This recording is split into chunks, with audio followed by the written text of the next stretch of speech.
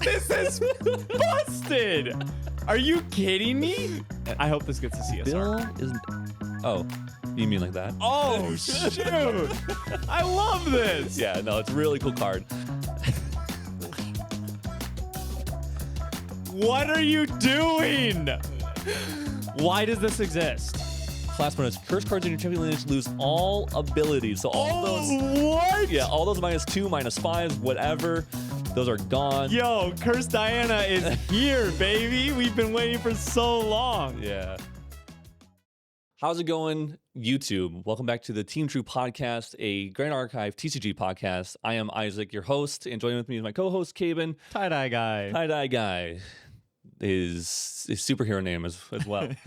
Today, Terry's not with us. He is getting back from a Riftbound event, actually, in Georgia.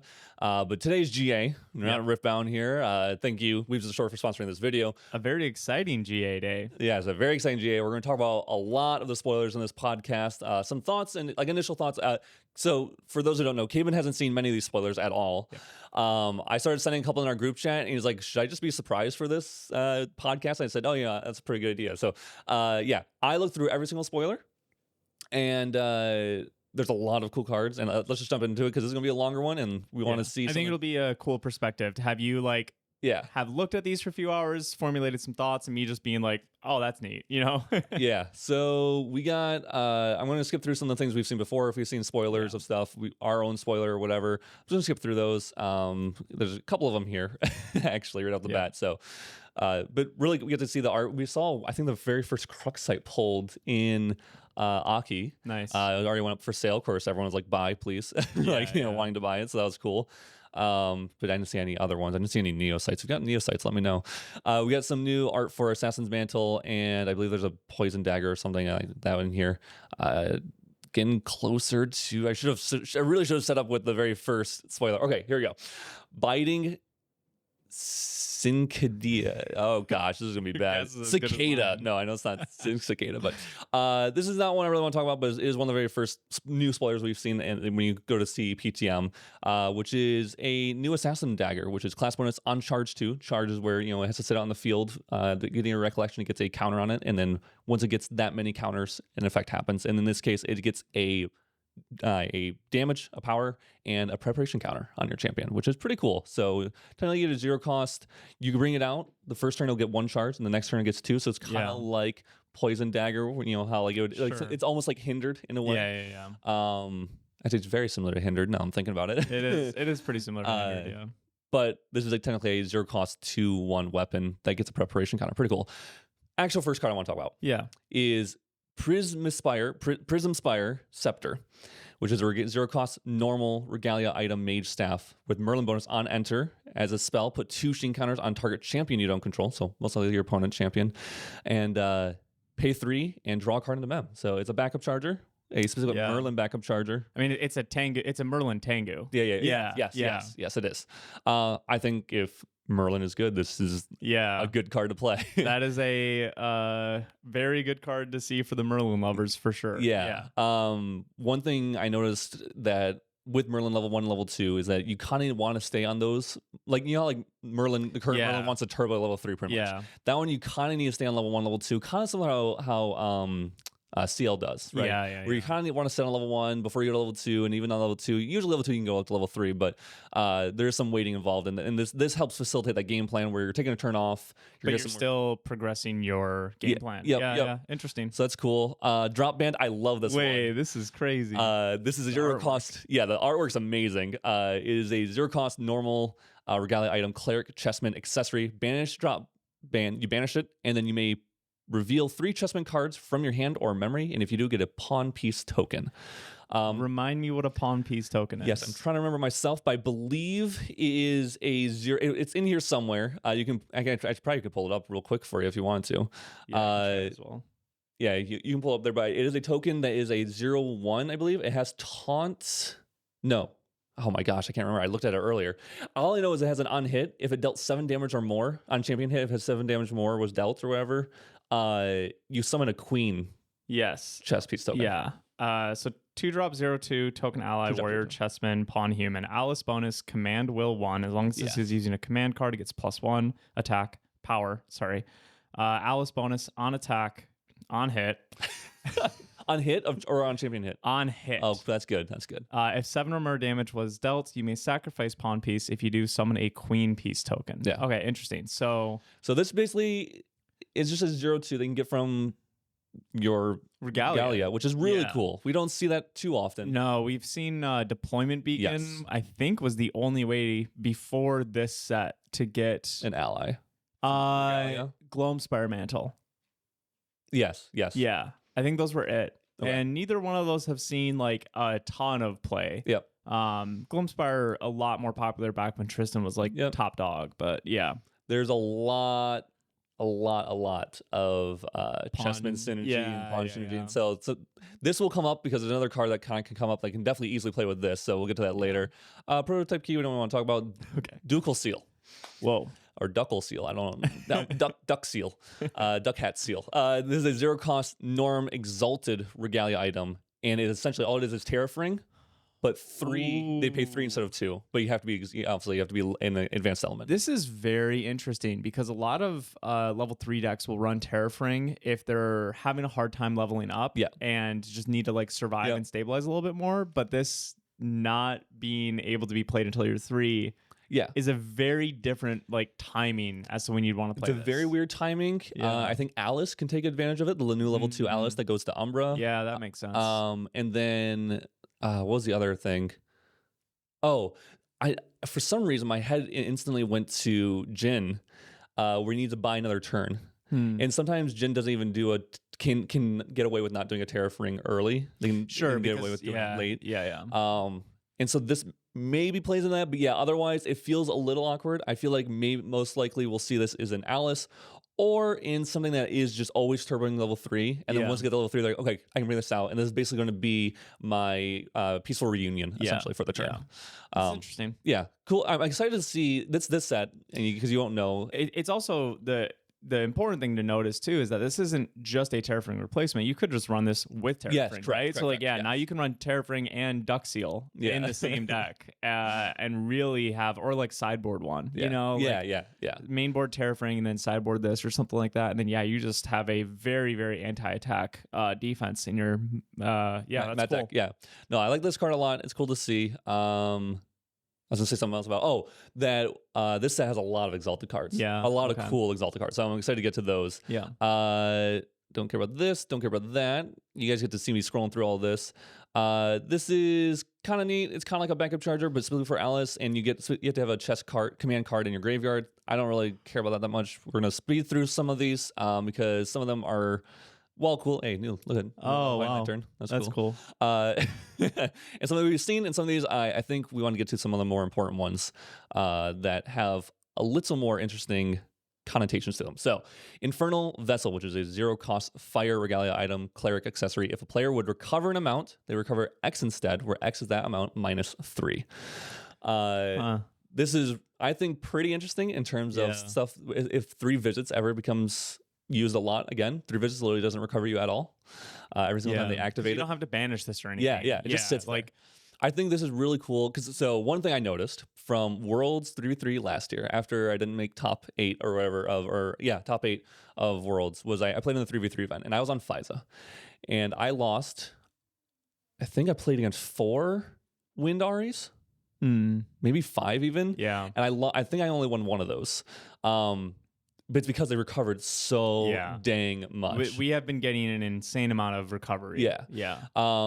So having something like this where their fast cures only recover 1, or their lineage release only recovers 3, and their 3 visits recover 0, that would come up. And against Windari, you don't need to go anything else. They're so some of them are built not graveyard reliant at all, so there's nothing you're not gonna bring out Censor, and you don't need to bring out Nullifying Lantern, and so this would be one of those kind of cards where this could slot in for sure. It's really interesting, an opponent can fast react to the materialization of this, right? So they can lineage release and heal 6 instead of 3. They can do fast cures and all this kind of stuff. So I don't think it's oh shoot, fire aggro just became unbeatable. No, I don't think become unbeatable, but I do think is if you're against the Windari, you recognize that right away. You see Serene Wind Spirit, you go, okay, I went first. I put down 2 dudes like an Arthur and just passed, I instantly bring this out. And it's, no, for sure. They can't really this isn't going to do as much. It's 0 cost. It can still definitely interact with it and stuff. It's cool too because like it's not just a fire aggro card either. Like honestly, you might just play this in Fire Crux or something. Like I struggled with Razor Gale healing a lot and Wind Astra healing a lot at Auckland. This would have been a very neat card to have in the sideboard. Yeah, I think it's really cool. Yeah. Our second ever 3-cost Regalia card. Okay. Sealed Blade, being the MVP first 3-cost Regalia I mean, it's just so good. It's played in every deck. This is a really cool card, though. This is unbelievably good. This feels like your exact type of card, by the way. Okay, I'm hyped. 3-cost Teardrop Diadem, which is a water Exia card. There's Regalia Cleric accessory. Pay only using floating memory for this card, which we're in water. Banish it, draw 3 cards into your memory. wait, this is just like Lost in Thought in a Regalia card, but like more restricted. That's very interesting. Yeah, this seems exactly up your alley. I saw this card 100%. I was like, oh, cool. So Water Seal, seems pretty decent with this kind of card. It really does because you get so much float in that deck. Very interesting. Even like Water Gwoja, where they can get to go to level 3 for free, and then they just. Or they already are in, they just go into this because they have enough float. Yeah, I think relating it to Lost in Thought is a great idea. A great idea to look at this card. If Lost in Thought was a advanced element only exalted card. But this is in your mat deck, so you don't have to, find it. It's just always there. Right? Yeah, you always draw it. Yeah, right. Yeah, or have the option to play it. I should say. I think this card will be played. Yeah, it's very interesting. It's also cool for Alice. Man, Alice has so many. Alice is going to be an interesting deck. I can't wait to do some content on her. There's some really cool cards. Yeah. New token. Well, it's a 3-drop 2/2 anomaly. Fantasia ally. We'll get to that later. Okay. Briar's Spindle, which is a 0-cost wind. Regalia item. You can banish it, wake up each Chessman ally you control, activate this ability only during your opponent's turn, and then you can rest it, and the next chess card you activate this turn costs 2 less to activate. Activate this only if you control a Chessman King ally. This card seems crazy. Yeah. What the heck? And the name Briar Spindle, which is funny because we have Briar the Schwartz King. Weiss Queen? Schwartz. King? It is Schwartz? Okay. Yeah. And I think this is see, I thought it was Weiss King because didn't Snow which one? It's Schwartz because my last name Schwartz was Schwartz, so I remember it. I couldn't remember is it Snow White, whatever, who pricks their finger and falls asleep on the spindle. I don't know. I don't know. That's what I thought of, and then he's always asleep. That's why I thought it was something like that. Gotcha. I don't think it's Snow White. Sleeping Beauty, probably Sleeping Beauty because she's always asleep. Sleeping Beauty. Yep. But this seems like a really good card in any case. Yeah. You can play that unique ally, Chessman King. There's another Chessman King we get into this set too, so we'll see him in a little bit. This is a super cool card. Yeah. Definitely feels the Chessman synergies. Another one that does that, which is as long as this is awake, there's another 0-cost wind Regalia item. As long as this is awake, Chessmen get +1 life, and then at level 2+, as long as this is rested, they get +1 power. Whoa. And you can pay 2 to rest it and glimpse 1. That's very interesting. Yeah. So defensive card most of the time, and then if you have the levels to go, which most likely is Alice level 2, the non-corrupted version, then you can go on the offensive. Yeah, you can just pay 2 for an inspiring call. Yeah. So that's pretty neat. I do like that. It makes it aggressive. Hey, Turbo. Yeah, we have that in there. Some cool cards for Astra, which is whenever you would glimpse X. +1, where X is the amount +1. Yeah, sorry. Basically, you glimpse 1 extra. Yeah. And then it is a backup charger. Yeah. In and of itself, or whatever Tongu or whatever. Yeah. So, but it is Astra. Has to be Astra first, so you can't obviously do it anytime earlier in the in the game. I don't know if this will be played. Yeah, I can't tell. It's also really awkward because you wouldn't want to pay 3 and get rid of it. Yeah, right. Glimpsing is so important in that. The only thing I could think of was specifically with actually Astra Diana, where this might be played more because sure you glimpsed more and you got you load all your Aether Charge cards. You're like, cool, this one's on the next one down. I just want to draw that for my turn to go for a lethal kill. Sure. For some reason that makes more sense to me in Astra Diana than it does in Ari, but because Ari's not really doing much with their influence, right? They're just literally trying to glimpse, and negate stuff. Yeah. So that's cool. We've seen all these. Oh, this is a really cool card. So whoa, this art is wild. Yeah, really cool art. We got Losser over there with CL. Is a 1-cost Palvor Sword, which is an Astra Regalia weapon. Garden Distortion sword. Okay. It's a new distortion regalia that we can play with the Looking Glass. Level 1+, on enter, banish all cards in target player's graveyard face down until it Palvor sword leaves the field. So they would come back. Okay. Unless you fracturize this. Sure. So that was my biggest thing. It is a 2/2 also weapon. Face down. Yeah. Wow. So if you're against Water Guoja and they milled a bunch and you put this under, or not under, you can bring this out. Yeah. You might be able to banish all and then fracturize your own sword and then there's gone forever. Yeah. I think that's kind of interesting. I think this is interesting against maybe, I'm assuming, against Alice, Umbra Alice, where she's cycling her graveyard constantly, just getting rid of some of those cards so that they don't see them again might be worth it, or those floating memory, liminal guides, whatever it might be. I can definitely see this coming up in that case.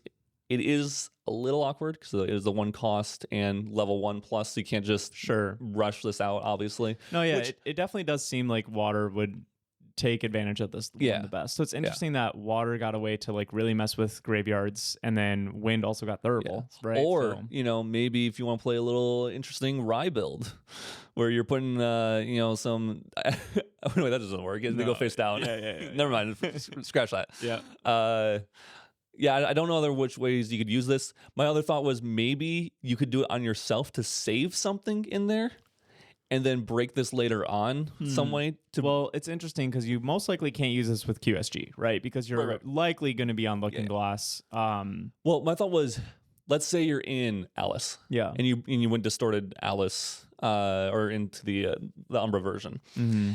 You have, because her effect is you put all the cards in your graveyard and put on the bottom of your deck, and then you do that. You basically mill that many haunt counters that are on your mastery. Yeah. Well, if you have 10 cards in there, and you're only going to, or that's an extreme, but let's say you have like 10 cards in there, and you're only going to mill like 3, you could get rid of 10 of those cards, and then at the end of your turn where you have 0 in there, you're gonna get 3, and then eventually you can break this and bring those back. I don't know if that's at all worth it. I don't know how this necessarily plays, but I think it's more to mess up your opponent than it is to but that is interesting because it's 2 durability. So you'd bring it out, banish your own stuff, swing, break a durability, and then on your next turn you could swing and break it, and so you could literally just exactly stop it for a turn. Yeah, that's interesting. I don't know if that will come up, but interesting nonetheless. I like the card a lot. Of course, more distortion stuff is also really cool. Yeah. You have to figure out if any of this is new. We've seen a lot of this. I don't know if you've seen a lot of it or not, but this is a cool card for for Aetherwing weapons. Basically gives an Aetherwing, Spell Shroud. It's deploy Gun Shield except for draw instead of floating memory. Very interesting. I think draw is probably better. Oh, yeah. So. I definitely agree, especially with how much graveyard interaction we're starting to get. Yeah. I think this is a really good card. And this is another, I feel like a card that should have been in the game a while ago. Oh. Which is just a 3-cost 2/3 that's True Sight at level 1. Yeah, this seems like a set 2 card. Yeah. Yep. Interesting. We had Nightmare. Was it Nightmare Horse? Steed or something like that? Yeah. Something. The horse that's a 2/2 with True Sight. Yeah. But it costs 3. This is obviously has 1 more life, which is huge, obviously. And then, but it does have that level 1+. Can you imagine how different the game would have been if this was in set 1? Yeah. That's crazy. Pretty cool card. I mean, it's just good. So I'm not surprised that's in the game. I'm surprised it's in the game now. That it took this long to get out, but it is a good card. This is a really defensive Chessman card. I think this is actually our first actual Chessman card. This is a very, very, very cool themed card. Yes. Yeah. So 4 cost, normal card. It costs 2 less if you have a Rook ally, and then costs 2 less if you have a Chessman King ally. Obviously, those are the 2 cards that you would need. Yeah. Or 2 pieces on the board you need for when you do the castling move in chess. Are we gonna make a video called "Why a Chess Player Should Play Grand Archive"? Yeah. Because you get Chessman cards. It's a 7-second video. I mean, dude, it's so neat. Like, it's really cool. Strong effects. Spell Shroud, taunt, and +2 life to up to 2 target Chessman allies. So really strong card. Fast speed, obviously, makes sense. That would be fast speed. We saw a lot of these cards. Don't here's the card that's going with that token from earlier. Okay. Summon a lost being token rested. Then you may banish 2 ally cards from a single graveyard. If you do, wake up that token ally and give it a buff counter. So it's a 2/2, so it becomes a 3/3. Is a Fantasia ally. I don't know if that will matter. Sure. Actually, there are some Fantasia ally synergies in Wind. Yes. Kind of interesting. I feel like a 4-cost 3/3, right? Is not amazing stats, but the fact that you can hit cards in their graveyard that might come up could be something. Liminal guides, omens, specters, stalwarts, flame-rune swordsmen. Like there's enough that you could probably get away with this being a helpful card. Yeah, in that very case. Interesting. I believe it was also a beast. Actually, is it a beast or an animal? I'm gonna scroll all the way back up. Anomaly. It's neither. Well, I'm sorry, Alan. I'm sure there's going to be some sort of anomaly synergy. Sure. I didn't see a lot of actual anomaly synergy. Okay. New fast cure. Yeah, some great art on these reprints. Amazing arts. Yeah. Amazing arts. This is a really good card for you, for your one water Xander that you always like to build. Yeah. 1-cost water assassin spell. You may rest your champion. If you do, put a prep counter on them. Just has innate floating memory. Yeah, I love this. Yeah. This is a sweet card. And we did get some pretty cool assassin water cards. Yeah, I'm sure. Yeah. So we'll get to obviously Merlin has them, but like some cards are just innately good for any water assassin. Yeah. Also good for Water Tristan. Like we haven't seen ways to get prep counters that much in any other colors. Tristan has been so color locked, but it's definitely, I mean, there's literally generic now, right? With like the Regalia there's cool. So that's pretty cool. This one is an interesting one. So is our first domain we've seen of the set here, which is unique domain, Warrior Siegel, Chessman, Castle, Field of Ranks and Files. So the first time a Chessman ally enters the field under your control during each of your turns. I don't know why it's worded that way. I'm a little confused on that. That is weird. That ally gets +2 power until the end of turn. The first Chessman command card you activate during each of your turns enters the intent with +2 power. And it has 4 durability. I don't know why it says each of your turns. I'm really confused by that. I think they've used different wording before. I don't know. Actually, I guess I could see if it has this is going to look weird on your guys' screen, sorry. But I guess I can see if it has a errata. No. It does not. Okay. I'm a little confused on it. Yeah, that's interesting. Cool card. If you guys know why it's worded specifically that way, because it says on each of your turns instead of on your turn, the first card you activate on your turn, Chessman card you activate on your turn enters with +2 power. Yeah, I don't know why it would be worded like that. Yeah, I can't tell if that card's good or not. Yeah. Golden Bishop, which is a on hit 3-drop 1/3 ally on hit. It also is a Bishop, Chessman, all that stuff. Yeah. Gets a charge counter, and then you can remove a charge counter from it and prevent the next 2 damage that will be dealt to target Chessman unit you control this turn. Whoa. So really cool card because obviously you're just swinging one at it at anything pretty much, and you can get that charge counter and then prevent any 2 damage of any type, not attack damage, attack damage, whatever it might be. That's a very, very interesting ally. Yeah. And there's some obviously Chessman synergies. Sure. Yeah. You want certain pieces and all that. Yeah. Golden Gambit. 3 costs, norm, slow, can be fast activation if you're Alice. And then as additional cost to activate this card, sacrifice a Chessman ally, draw 2 cards.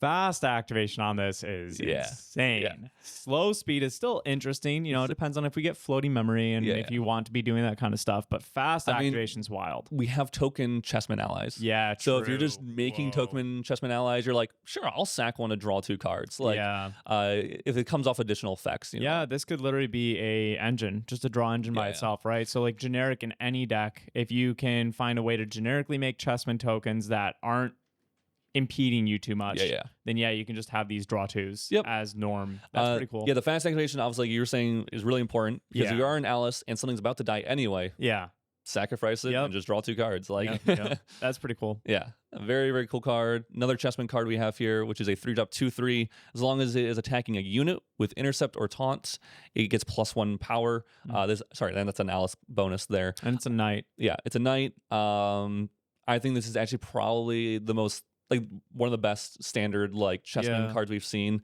that would be played in Alice. Like you're probably just throwing this in because it's a 3-drop 2/3, and then also it's a chance to be a 3/3 when attacking specific allies. I mean, even just like swinging into a stalwart or something like that, and they can't Undying Dreams it to make it 3 because that's so annoying, right? Yeah. Like, that's very interesting. Good card. Golden Pawn. So there's a pawn we get from our main deck instead of spawning them in tokens in. As long as you control a Chessman unit, it has taunt. It is a library witch essentially because it has on death draw card. Okay. And then on hit also still though, if 7 more damage was dealt, you may sacrifice Golden Pawn if you do summon a queen piece token. With your 0 attack.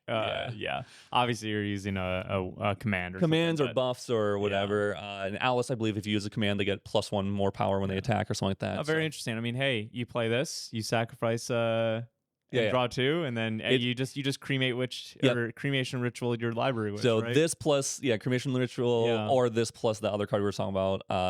It is a there's your generic draw engine that any deck can run right now. Yeah, not exactly. good. It's very bricky and clunky, but it's still +1. Golden Rook, 3 cost, norm 1/4. As long as it is attacking a unit with an even life stack, it gets +1. So possible 3, 2, 4.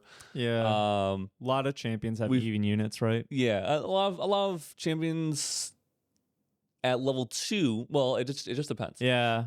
I guess it is kind of mixed, isn't it? Warrior and Guardian at level 1 is 20 life. Lorraine and Merlin are very prominent. Like Crux is almost always even because it's 20, 24, 22, and 28. Merlin level, or like if you go from like a non-Lorraine star, it's level. You would have like 19 life. That's the only thing. If you for some reason you start doing like some other kind of start, the 19 life is more likely with those. But against other allies, I mean, it can kill some stalwarts and things like that. It'd be funny to see this in a Chessman deck as a sideboard card. So that way you're like, oh, I'm against Merlin. All 3 of your life stats are even. Yeah, that'd be funny. But a 3 cost 4 life is also always a good stat line for a lot of stuff. And there's again rook synergies and all that. New in cap.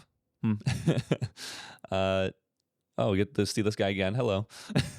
New Lurking Salient art. Wow, that's cool. March on. It's just I think we might have seen this, but it's a 1 cost 1 attack with float. Okay. Chessman command, sorry. Attack. I think we saw this. I don't know if you saw this. Yeah. Okay. I mean, any card like this that just replaces itself. It's kind of interesting because a lot of level 3 decks want to get to a big influence, but if you're able to stay low, then maybe this just comes up and you're taxing your opponent more than you're taxing yourself. This is an interesting card. I don't want to talk about it long, but basically you can sack it to gain another Spectre Spell Shroud. It has stealth. Cool. So it's just it's a ally that is a... Yeah, we haven't had that many effects of like this into our... it's not a cantrip. What? Well, the fact that I'm saying you can just save something. Yeah. Gotcha. You're using it as a spell or a skill, it's in the form of an ally. Yeah, it's cool. We haven't seen many effects like this, and I'm glad that they're coming into the game. Yeah. Night Barker. We've seen this effect with unyielding. Was it? Yeah, unyielding Wraithguard. Yeah. So on death, return it to the battlefield. It becomes ephemeral. It's a 3-drop 1/3 Spectre animal. Interesting. Yeah. Okay. Dog. Is this our first dog? I mean, we've had Windstream Mutt. I don't know if it had a dog typing though. Yeah, I wonder if it just had animal. Yeah. I feel like it was just animal. I feel like Luke would know. Yeah. Obscured Offering. As additional cost to activate this card, banish 2 cards from your teal deck. Target Regalia gains Spell Shroud until the end of turn. Remember that? Hold on. You remember Jin I was talking about earlier? Wait a second. This is crazy. Yeah. This is a really good card.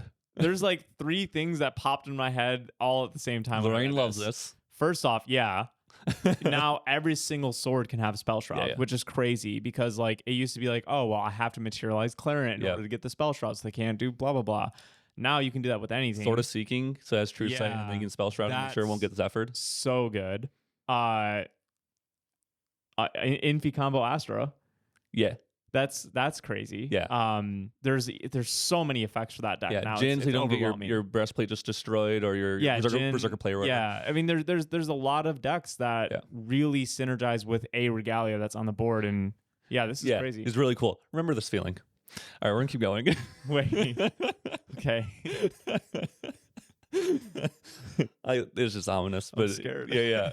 This is really cool. 1 cost fast. Target unit gains true sight until the end of turn. Target unit gains true sight. If I'm right, do it again. Oh, interesting. So you can just cast the spell again. Yeah, that's cool. At fast speed. Yeah, fast speed gain true sight. I think is actually kind of crazy. Yeah, for 1 cost and you can reuse it. Yeah, that's an interesting card. Yeah. I think this is what we played. This is like one of those toolboxy, perfect like toolboxy effect cards, where you only need to like maybe run like 2 of, and you're fine with that. Yeah. Also good if you're self-milling, obviously. Yeah. Because you can just activate from graveyard. This is a way to finally get rid of sheen counters from units we control. Oh, okay, so we have a little anti silver bullet. Yeah, the silver bullet stuff. We've seen stuff like this, exercise curses, all that kind of stuff. I don't know if you've seen the queen piece. Yeah, I have. Yep. Okay. So if you use a command card with her, she's attacking for a lot. Yep. I mean, a lot. Have you seen this? I can't remember if this was a new or not one. Queen's Gambit. Yeah, I've seen this. Okay, cool. One. Yep. Just a really strong card. You get a bunch of pawns if you sacrifice a queen, and then obviously those allies get pumped for the turn. This is similar to a card we've seen already, which is each unit loses stealth until the end of turn. Those units cannot gain stealth, and then level 1+ draw a card. Yeah, this is really similar to Exposed Darkness, right? Yeah. Very similar, but this can do every unit on the board, and can't regain stealth is interesting as well. Yep. So very cool effect there. Here's where we're getting into some of the exalted allies that I really like, where they're just 3-drop 3/4 intercept vigor. Just a good statted unit for when you're an advanced element. It's interesting because like how we've seen some of those certain advanced elements definitely have like, this is my like beater that I put on board every single time. Yeah. Now everyone gets one essentially. Sure. It protects and can attack. Yeah. He attack, he protect. Sacrifice play. I think we've seen this. You can sacrifice up to 2 chessmen, and then for each. Oh no, yeah, this is new. I think this is new. For each sacrifice, each ally sacrifices this way gets +2 power. So it potentially 3 costs. Sacrifice awake chessmen allies. Interesting. Oh, I didn't see the awake part. Yeah. So definitely more awkward, but I guess good with certain units like those pawns that have 0 power that you're not going to use anyway. Yeah. Or if you're getting terrafringed and duck called, whatever the other one was. Duck seal. Yep. Yeah. Then you're like, okay, well, I can't swing with my whole board anyways. Let's make one really big attack. Pretty sure it's Ducal Seal. Yeah, I'm sure, yeah. But Duck Seal. I love this guy because this is another one of those like silver bullets, like anti-cards, which is as long as he's attacking domain, he gets +2 power.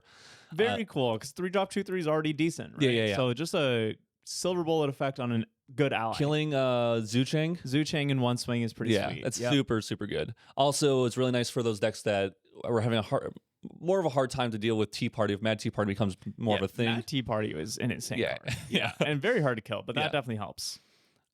Stolen chance, remove a preparation counter from your champion. If preparation counter was moved this way, draw a card from a target champion. Sorry, from a target champion. So this is literally this is Surruptious scheme. Surruptious scheme. Yeah, man, dude. I love GA. Yeah. So this is a really cool card, obviously. Everyone, I think if anyone's playing Assassin, if Assassin's at all prevalent, this card will be played, which means they're probably not going to be that prevalent. Because this plus what's the card called? Staggering Strike is just probably GG. But also, man, like how are you fitting all these silver bullets in your sideboard now? It's just if you really hate Merlin. You play this in Surruptious Scheme. You're like, either Merlin I'm playing against, I have a game plan. That's crazy. Summon Pawn. Yeah. This is another way to summon an ally. So this is Float, plus the card from we saw earlier that draws 2. Yeah. This is a way to get a +1. But you have to reveal Chessman, 3 Chessman cards. So it's hard to do this in a generic draw engine. But definitely good in a Chessman deck. Yeah. Cool. We're getting more of that. New Thieving Cut. Probably my favorite Thieving Cut, by the way. The Thieving Cut artworks have been rough so far. Yeah. This is probably my best one. It actually makes sense, too. Yes. Look at it. He's cutting the purse and thieving from the person. Yeah. All right, anyway. Love this card. Yeah. An Exalted Domain. Tri-Castles. That's cool. Players can't activate non-advanced element cards. Banish a normal or advanced element card from your hand. This loses all abilities until end turn. Any player may activate this ability. Activate this ability only once per turn. This is wild. So it's a siegeable as well with 8 health. Yes. 8's pretty good. 8 is huge. Banish a norm or advanced element card from your hand. Wow. Norm synergies. Because if I'm in a Norm deck, Rye, and I go to level 3 and I just drop this sucker, you either have to kill it, which you're putting 8 damage into it, and this is the perfect cyber card. I don't think you run this main unless everyone's on level 3, but you're probably not. It's probably not gonna be the case. Advanced element. But then it's only taxing them. They have to banish a card if they want to play a Ghost of Pendragon. Costs 2 cards from hand, and is gonna like I'm saying the amount of cards that you're gonna, because they have to discard a card to activate. No, not advanced. Ghost is an advanced element. Players can't activate non-advanced. Oh, this is stopping Norm, Fire, Water, Wind. Oh, I thought it was the other way around. This is still a very cool card. Oh, I'm a little bummed. Okay. Because I wanted just to play Norm. Okay. Your comments are making more sense now. Yeah. Okay, I misread this card. Okay. This is still a super interesting card. Think about Rye, right? Yeah. So you can banish a arcane card in your hand to give you a level if you need to. Obviously not that good because you're losing a card out of hand. Voltaic Sphere is probably the best one to get rid of. Yeah. Oh man, Shattering Discharge. No, that one's from memory. Okay. Yeah. There's definitely some stuff in Rye that we're not thinking about. Yeah. But because once you get to level 3, you can just drop this, and then you are usually activating arcane cards. Yeah. And if you need to activate your careful studies and stuff like that, then you can just banish an arcane card and get more levels and stuff. So, and then it's slowing down your opponent, which is pretty much all Rye wants to do, right? It's just combo off and slow down their opponent a little bit. So that's a cool card for Rye, and I'm sure other decks as well. Is there any Norm card you want to banish? I don't think so. I can't think of one either. But you can banish an advanced element card. So, I'm sure there's other synergies that we're not thinking of at the moment. Slimes is funny because, again, once you get to level 3, you're mainly playing advanced element cards, and you can increase your slime count. Terra Dao Kongming. Isn't her on enter? Or is it Dao Chan or Kongming? One of them has on enter, they recover. Yeah. I don't think that's great. Oh, no, because you have to be level 3. Well, I guess if they played against no, never mind. It's interesting, too, because you could just drop this on turn 1, right? Just draw 7, play Tricast. Oh, no, you can't. It's Exalted. Exalted, yeah. It's Exalted. It's Exalted. Okay, that's the same. I was like, this seems very bad, actually. The second I started saying that, I was like, this seems toxic. Yeah. But no, Exalted definitely Exalted helps. Only. So Alice level 2. Alice level 2 is interesting again. They can't DG. Yeah. Well, they can, but they're gonna banish, which is really rough. Yeah. All right. Very interesting card. This is a really cool card. Okay. I like this effect, by the way. I want this effect in the game. Okay. 6 cost, Norm, Twisted Verdict. Target opponent looks at top 5 cards of your deck. They choose 2 cards, put them into your memory, and they put the rest of the line of your deck in any order. This is crazy. This is such a cool card. You go hands down for this card, obviously. With the new rule change, Water has more interaction on turn 1. Yeah. Because if this gets ruling decreed, you're very sad. Yeah. Obviously, they might have bottom decked the best cards in your deck, but you get to +1. This might be one of my top 5 new favorite cards. Yeah. That's crazy. I love this card. Sorry, something's in my eye, but yeah, it's a really cool card. It's a instant +1. No combo pieces needed to be drawn. No restrictions on class or champion or anything like that. Anything. Yeah, other than knowledge, I guess. This is literally pay 6 and. Yeah, I mean, that is true. So it's a +1, but you are allowing your opponent to give you the worst 2 cards out of 5 cards. But every card is in your deck for a reason, right? And since in this game, no card is a dead card, because if you plus in it's GA, still just influence to cast other cards. So this card seems very good. I'm sure I'm overhyping this card because I just love when cards say draw a card. But honestly, to be fair, every single time a card says draw 2, it's usually pretty good. Okay. What do we have here? 3 cost, Norm, Unmake Duality. As additional cost, sacrifice a Regalia with Divine Relic. Draw 2 cards. This is busted! Are you kidding me? Yeah. Looking Glass is literally the best Divine Relic I know. ever. This is unreal. I know. Are you kidding? You get a backup charger or you get a power cell on the field with Turbocharge. Man, I really need to buy a foil Looking Glass. I don't have one yet. Yeah. It's a pretty good card. I think you'll see play. Maybe 3 stars probably out of 5. This is literally Turbocharge except you don't have to go backup charger. You could quite literally start with the power cell on board, basically. Yep. You can get your distortion regalia that's important for you to get out like your inert sword fast or something like that, like early, and then just go, oh, hey, by the way, I'm going to +1 with it. Yep. Honestly, actually really glad to see this card because this is giving the Ghost of Pendragon feel for every deck for Looking Glass, because Ghost of Pendragon, like with Looking Glass and Crux, was obviously like doing this essentially. And so being able to, man, it's not exalted or anything. Nope. This is crazy. There's another turbocharge like effect that we've seen. Yeah. I'm honestly kind of curious if you do this and turbocharge and backup charger and the I don't know how much you can shove into one deck, but there is an insane amount of card draw in this set. Yes. Big fan. There's a lot of stuff in this set. Moving on to another Regalia, or sorry, Exalted ally that we've seen that I think is just a really good card as well, which is a 3-cost 1/4 on enter recover 4 and it has intercept. That's crazy. The norm Exalted. Just one of those cards where you can get to level 3 and you just drop this and it has this one seems much more playable than the other Exalted ally that we saw. This essentially reading recover 8, right? Yeah, because you're recovering 4, you're stopping 4 attack damage that would be coming to your champion. That's a very interesting card. Yeah, I'm sure Merlin would love this card. When Merlin, where you can pick it up and recover a bunch. Yeah, that's cool. So, pretty cool card. I like it. Nothing much to talk about it, though, after that. Weighted Accord, 2-cost normal, unique Fantasia cleric spell. On entry, you may reveal 3 advanced element cards from your total deck. If you do, Weighted Accord gains the first element advanced element card each player activates each turn, costs 2 more to activate. Level 2+, you can second draw a card. A really weird card. It's like you have to run these advanced element cards in your deck, but it's anti-advanced element. Yeah. The only thing I can think of is where you're playing exalted cards, where it's not. You can also be a level 1 deck technically, or level 2. Sometimes it's going to go to level 1 and level 2 maybe, and just run 3 dead cards in your deck. Well, but you can do fluffy shopkeep with them. You can get rid of them in other ways. Looking Glass. So think about boots. They run inert. They run the boots. Inert sword. They run Ranger Strides. Yeah, Ranger Strides and inert, and maybe one Sword other of Shadows. One. Yeah, something like that, right? So you could definitely play this in something like boots, and then slow down your opponent from going DG Ghost.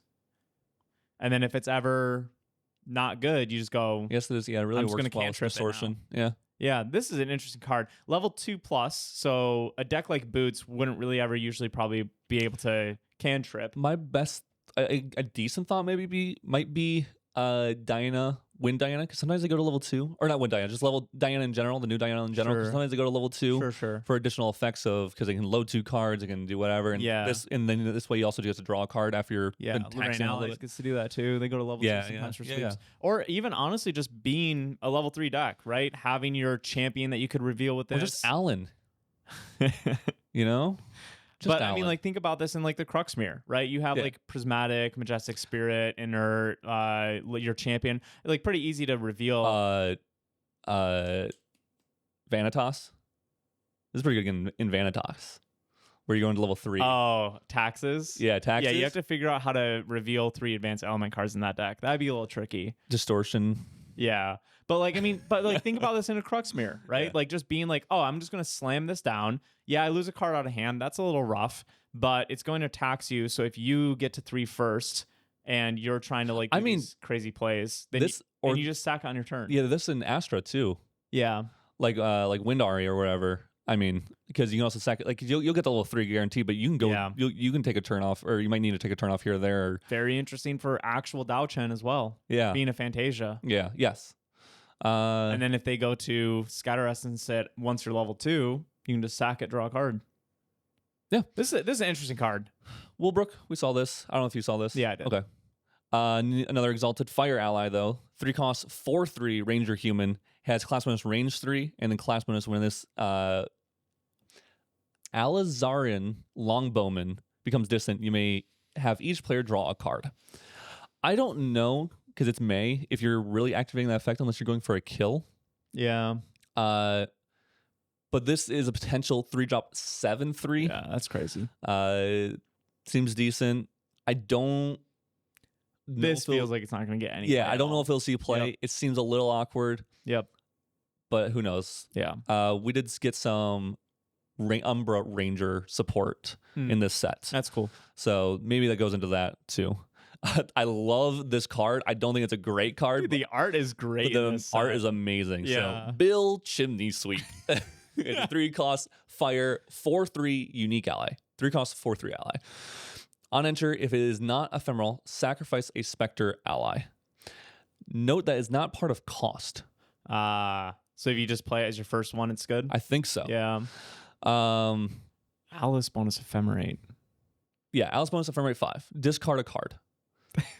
Is this card not busted? I think it's pretty good. I can't think of a time where you wouldn't just play this, even in a non-specter deck. Yeah, when you just play this in Fire Aggro, where you're not running specters, so you never have a downside to this, and you're just being like, oh, sweet, I opened up my 3-drop 4/3 on turn 1. I think it's good. Yeah, that seems good. I don't know. I hope this gets a CSR. Bill isn't. Oh, you mean like that? Oh shoot! I love this. Yeah, no, it's a really cool card. That's hilarious. It's probably one of the best cards. Yeah, I reread the on enter several times. I'm like, am I missing that? This is not supposed to be an on enter, and then it's supposed to be part of cost or something like that. And then they kill it later, and you're like, cool, play it from graveyard. I don't know if you'd actually play it from graveyard. Oh, it's Alice bonus. It's Alice bonus. I don't know if you would either, because you lose a card from hand, which is like playing a card. Yeah. So I get. So it basically is a 5-cost 4/3 at that point. You're which doing is not it better. You're doing it if you're playing Umbra Alice. Yeah. And you're cycling, and he's just there. Yeah. You just want to do it in like a generic Fire Aggro, which you can't because you're not Alice probably. So yeah, okay. This seems like a good card though. Kind of cool to sacrifice off a liminal guide. You know. Oh sure. Like you had to go turn 1 liminal guide and go turn 2 do this, wherever. Pretty cool. I think we've seen that. Yeah. Or if you're going second, 8 cards in hand, play liminal, swing 1. Yeah. Play Bill. Love that. Play Bill. And then sack the liminal, swing 4, hit you for 5 damage total, which is pretty strong, and then level up, get my liminal back, draw a card, hit you for 1. That like really keeps the pressure going. Yeah, that's interesting. And then you hit for 1, and then another 4, so that's another that's whatever, and then follow up with a double Pepper Chef. Oh, crazy. Yeah. Or another Bill. Another Bill. Burning Aether Charge. 2 cost 1 power slow action ranger Aether Charge spell in fire. Candle 2, which is class bonus, but deal 2 damage to target champion. Then you may load this into your weapon. That's good. Yep. 2 costs, deal 3. Yep. Could be less than that if you can. We haven't seen fire Aether Charge, but maybe that pushes it over the top. Probably not, but neat. Crackling Incineration. Sheen 6+ costs 2 less. Normally costs 4. Is a fast action fire card, which is Assassin spell. Destroy target item weapon with memory cost 0 or 0 cost 4.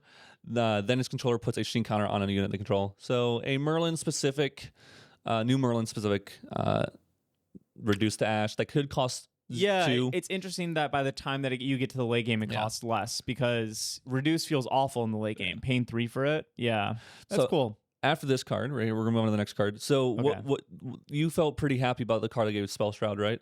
Yeah. The give Regalia. Okay. Yeah. Okay. So Crumbling Rain. It's a fire 2 cost fire. It is slow though. It's an exalted card. Destroy target item or weapon. Skill. So Spell Shroud not doing much, but it is slow. So they're not just doing it at your end step. Not being able to do it while I'm attacking or something. Problem is nice. If you're doing the Astra Scope. Whatever, what is it? What's it called? Elasian Astrolab. Yeah. They can just blow up on their turn, but you could negate it in that case. Yeah. Well, it's probably balanced and fair to have this in the game, but I hate it. Yeah. Also destroys a couple other things. Like CL has the crown. Wait, what was it? The Devouring Malice? Yeah, Devouring Malice. Which this is pretty good against. Yeah, two cost is insane. Oh, no, wait, I forgot. Devouring Malice can just get blown up by a 0 cost, like reduce. Yeah. I forgot about that. But 2 cost is pretty crazy. Yeah. I'm sure this will see play here or there. Yeah. I don't remember this card. Oh, I didn't because I don't care about that card. All right, okay. This is if you like this card, one card from the new spoilers that Isaac sent, and I actually read. Wow. Okay, so it's absurdly broken and also not. Yes. You know, like so. I'll read this one. Yeah, out. go so for this it. is a 0-cost fire. Action guardian spell at fast speed, very important. Few Awakening, and it has the new keyword. Have we seen other cards? This is the only card with this. So. That's crazy. It has a new keyword, Interdiction. Okay, I could not read that. As long as this card's activation is on the effect stack, players can't gain opportunity. Now, other card games have done things like this before. In Magic, you might be familiar with Split Second, which is it's just essentially saying that it can't get negated. Essentially, like it can't get negated, and you can't play other stuff like search to try to find something.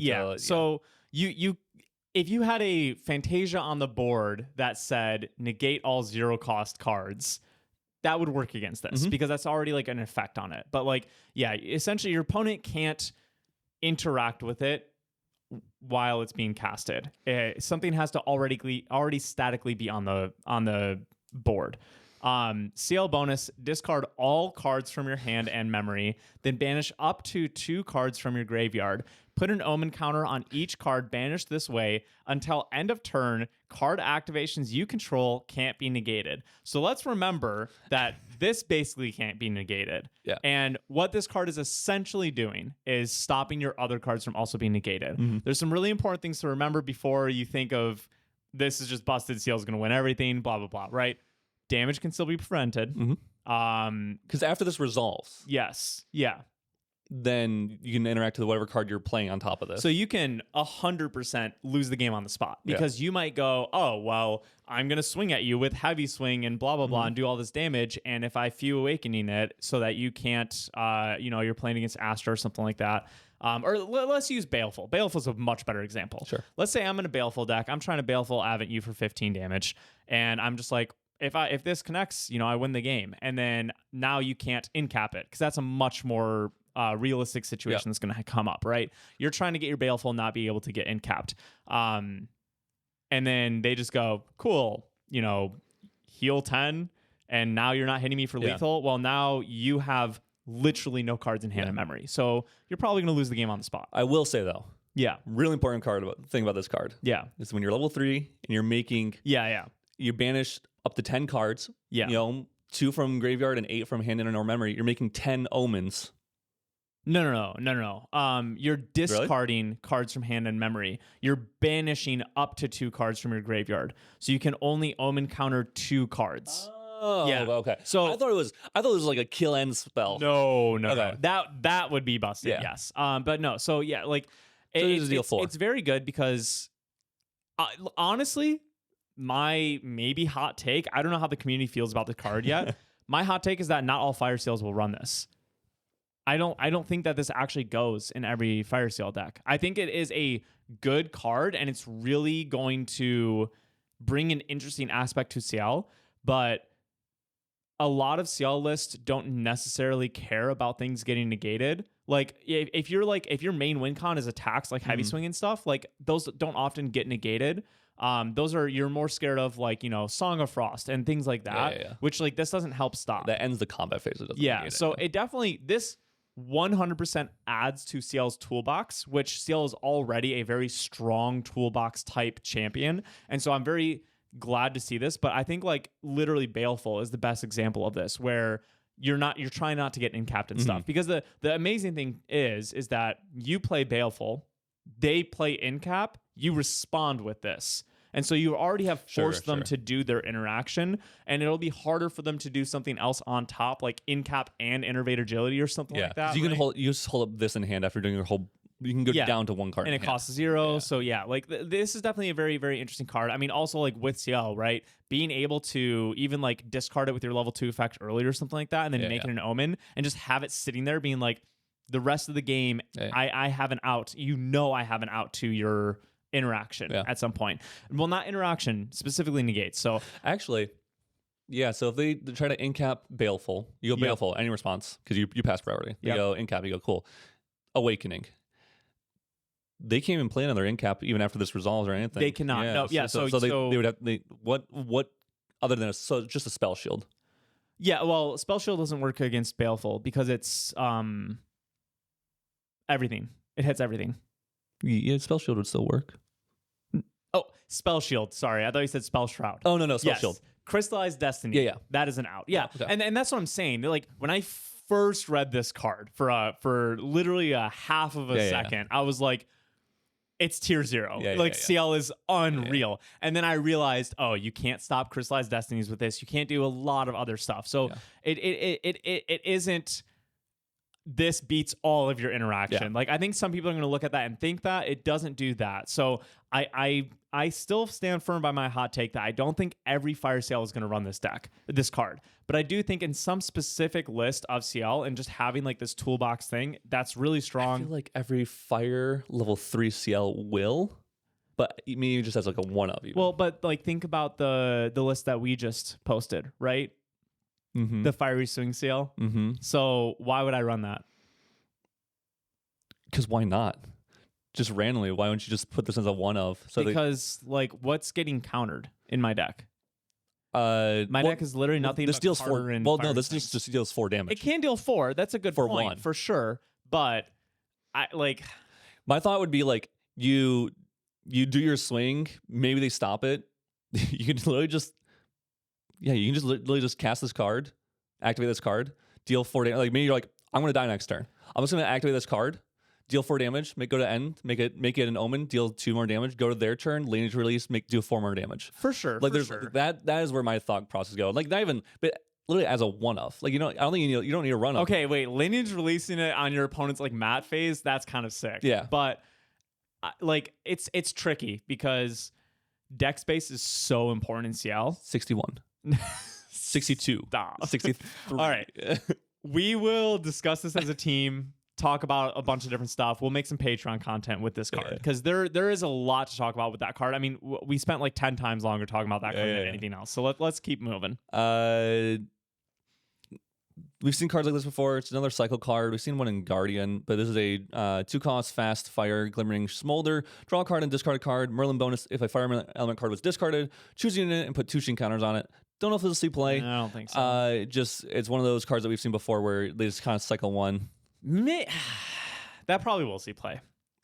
I don't know if it will or not. Because if you're discarding a float, this is cool. If you're discarding a float, it's at least going even. So you're just getting free sheen counters. Maybe. I don't know. I can't tell. Yeah. That's the thing. It's like you discard a liminal guide or discard a float, sure. It's tricky because if that came out... But we've seen... We've had that in Fire Your Warcry. Yeah, but Fire... yeah. And exactly. That card's bad. Yeah, I think there's some other reasons why that's bad. I will say, I think that going forward with this set, with how much graveyard interaction we're seeing, I'm a lot more hesitant to just call that type of effect good. I also think we have more other draw effects that you're playing that's other true over too. too. Yep. So there's a 3-cost fire fast action ranger spell called Ignition Draw. As long as your champion is distant, this card costs 2 less. So this costs 1. Look at the top 6 cards of your deck. Banish up to 2 Aether Charge cards from among them and put the rest on the bottom of your deck in any order. Until the end of turn, you can activate those banished cards. That's pretty good. It's a really good card. We saw Ashen Riffle, I believe, which is a similar effect, but for suited allies. This is just any Aether Charge cards. I think Fire Aggro might play this because essentially draw 2, get some. No, this is definitely good. Yeah. 1 cost is unreal if you're distant. That's very cheap. And then there are multiple Aether Charge cards that redraw cards. Yeah. Yes, exactly. And so at fast speed, so you can do them in your recollection after play this in your recollection. Yeah, this is very interesting. Yeah, I think that's this. Okay, maybe Fire Diana Aether Charge, and we have Spell Shroud stuff. Yeah, Aether Charge too. So now you can go for the stupider ones. Yeah, pretty cool. That's cool. This card, which I know you've seen, but there is technically a synergy in it that I saw. I think it's too much of a synergy to try to figure out, but this is a 5-cost, deal 6 damage, or 6 power attack for Guardian, and CL bonus costs 2 less for up to 2 element, so it can cost 1. Wait, this card costs 2 less. This card can cost 1, yes. Yeah, this card can cost 2 less to activate for each of up to 2 fire element elements you have. I hate that wording. Yeah, each of up to. Yeah. It is confusing, but it is saying exactly what it needs to say. Yep. And then on attack, deal 5 damage to the attacker, so yourself. Yeah. Usually. There's a synergy with it, so if this costs 1, you probably can make that synergy happen. I think it's a little unlikely, but we'll get to it later. Molten Echo, I think we saw this actually already. I mean, man, you're really seeing what CL can do with a low influence, though. Yeah. Literally 3 cards in hand. You put 1 down, play that, deal 6 to them, plus your attack bonuses from your mastery and stuff, and then play your 0 costs. Yeah. You know, that's crazy. This is cute. 3 costs, 1/3. Neither Dodo. Wait, Nether? hold up. It's scary. Dodo bird. Yeah, he's evil. Fire. Yeah. Ally, cleric, specter, animal, bird. We got another bird up in here. Sacrifice the Dodo bird. If it was ephemeral, draw. If it was not ephemeral, draw a card into your memory. Otherwise, deal 2 damage to each champion you don't control. But there's no way to ephemerate it. Not on its card. Yeah. So most likely it's a 3-drop, 1/3 that you could sacrifice it and draw a card into mem, which is a little interesting to me. Yeah. Because I'm going to relate this to 3 of Hearts. Not the same thing because of stat lines and all that stuff, but it is a similar effect. 3 of Hearts, if you're able to get the discard off of it, it is essentially a net even, but you got a 2/3 on the board. Yeah, you got a 2/3 on the board. That's a huge thing. This one, you get a 3/1, 1/3 on the board, and you have to sack it to get that effect. Yeah. So definitely worse. But obviously, Alice with the Umbra Alice, where you can cycle the graveyard and all that kind of stuff. Yeah. This could come up in that, or if there's cheap ways to bring it back, dealing 3 damage essentially once it's ephemerated is very strong. We have one way to bring it back with the Incinerator Templar. I believe. That's the only one I was thinking of, which from last set. Is not a bad thing to use with this because you can, I guess, play this, sacrifice itself, goes in the graveyard, and then you can bring it back out with Templar. It's going to deal 2 damage, and then you have a 1/3 on board. Yeah. I don't know. You can also discard off a hand and then just bring it back that way. We don't have Rile the Abyss anymore, though. Yeah. I think with Rile the Abyss in this, it might have. That's where it might have really shown. It's just more Spectre to help with that line. Yeah. And Queen's Cinderhog, 3 cost, 4/2, fire exalted ally, assassin, animal, boar. This has class bonus stealth, and that's it. So it's a 3-drop 4/2 with stealth if you're assassin and advanced element. Again, one of those advanced element allies that I've been talking about. Yeah. Interesting. Next. Yep. Righteous Retribution, 4 cost fast, fire exalted, action, guardian, skill, reaction. Class bonus. This card costs 2 less to activate. The next time damage will be dealt to your champion this turn, prevent 5 of that damage. Your champion's first attack during your next turn gets plus X, where X is the amount of damage prevented this way. So this is that really bad synergy I was just talking about. Yeah.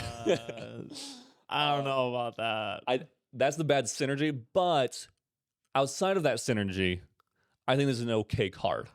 Yeah. Preventing up to 5 damage from a hit of some sort, and then pumping your next damage because of that is not bad. No, yeah. I mean, and it costs 2 if you're Guardian, which you're most likely going to play it then. Yeah, the 2 cost is very relevant. If this was like 3 cost, it would be hard for me to play this over something like Crystallized Destiny.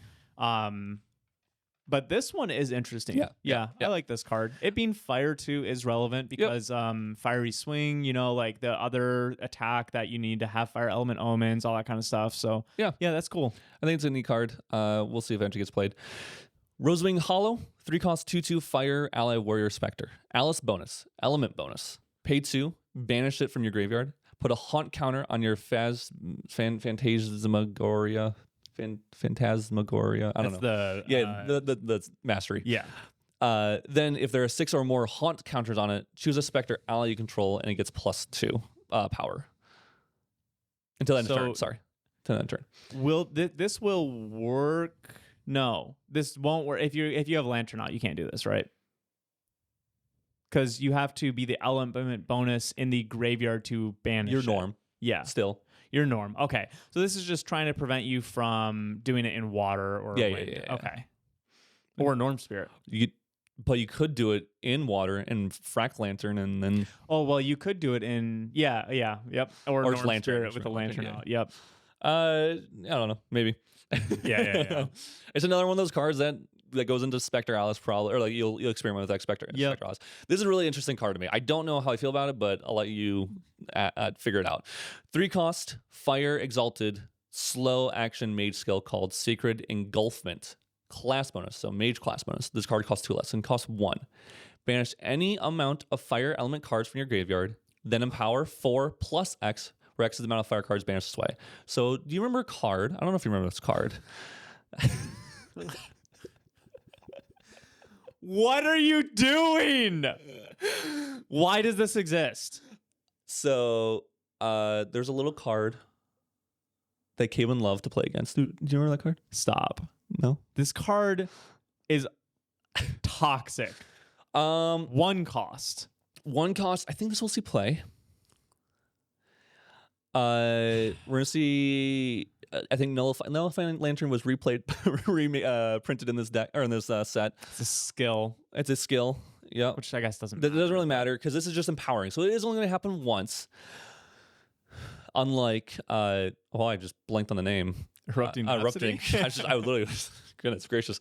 Yeah, Erupting Rhapsody. I hate everything about this.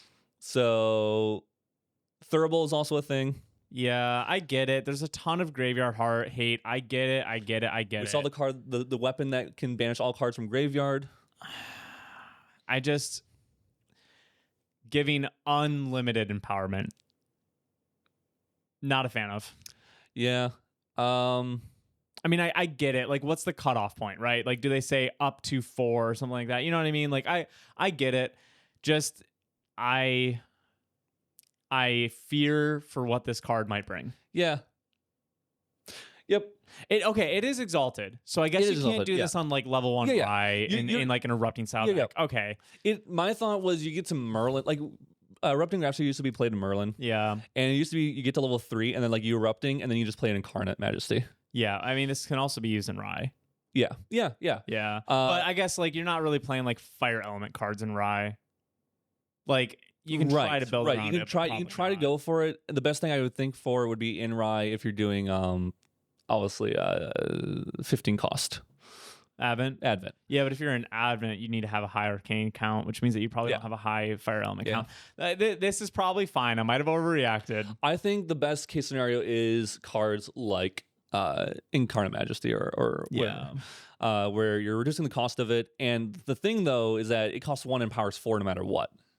Yeah, I mean that's obviously very good, right? And then like even if you have 2 creative shocks or a creative shock cremation or something in the graveyard or a hasty messenger or something, right? Like I think it can accelerate the game plan of Merlin level 3 just a little bit more. I'm trying to think of if there's any other case. I hope just to see this in more in Kongming. Some level 3 Kongming would be cool. But see, I'm scared. Like one of the reasons that I was really unhappy to see this is because Merlin already just has those hands sometimes where it just like turbo kills you, which is something that Merlin, as the strongest scaling archetype in the game, shouldn't be able to do. You know what I mean? Like, it's a little scary. I'm gonna say so far it might not be too bad because also we've seen heightened spellcraft. Is that right? mean, yeah, 1 cost fast. It's 1 cost fast and power 3. But my concern is that Merlin does start hasty cremation, creative shock and all that kind of stuff, and then so you're doing like a little bit of beatdown with your Cheshire or whatever, and you go cool dungeon guide to 3, sacred enlightenment, fireball you for 9, and then you're dead. You know, like it's a little scary to see. I also see decks doing some kind of like Merlin or like Rye where it's playing around only fire graveyard and going to level 3. So you're talking about Rye and like Advent and all that kind of stuff, but maybe we just literally just see like you go turbo fire graveyard and you're running Arcane Blast and Fireball. And these guys. And then you're going for like erupting game plan. But this card is scary to me. I'm not thrilled to see it. It might be fine, but I don't know. It's definitely one of those cards that can be scary. New increasing danger. Level, at fast speed. Level 1 plus floating memory. At fast speed is very interesting. So you kind of get that increasing danger esque effect of they didn't get a recollect on their first turn, so they don't get the card for 1 turn. That makes you play. I mean, what card is this good with?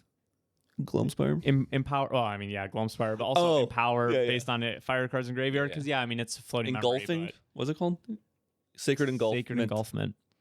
Yeah. Okay. The fact that we have 2 increasing dangers in this game is interesting. Cool card to work with. Sacred Engulfment maybe is, well, not that crazy, but we have a new Tether in Flames. So 3 cost, fast, fire, exalted, suffocating ash, action, cleric, spell, reaction, cost 2 less, class bonus as it costs 2 less. So just like this is literally Tether in Flames. Yep. Except just a little bit more powerful, but exalted. Yep. Target card activation, negate it, unless the controller plays 3 plus level on preventable damage. It's so interesting how many cards this set is giving us very similar duplicates of. Like 2 Terra Frames, 2 increasing dangers, 2 of Tether and Flames. Like, I'm sure there's others that I'm not thinking of right now either. 2 turbocharges. 2 Nightmare Steed or whatever that card's called. Yeah. It's very interesting. Yeah. I don't know if this is going to be busted. I'm just interested by how this set is designed.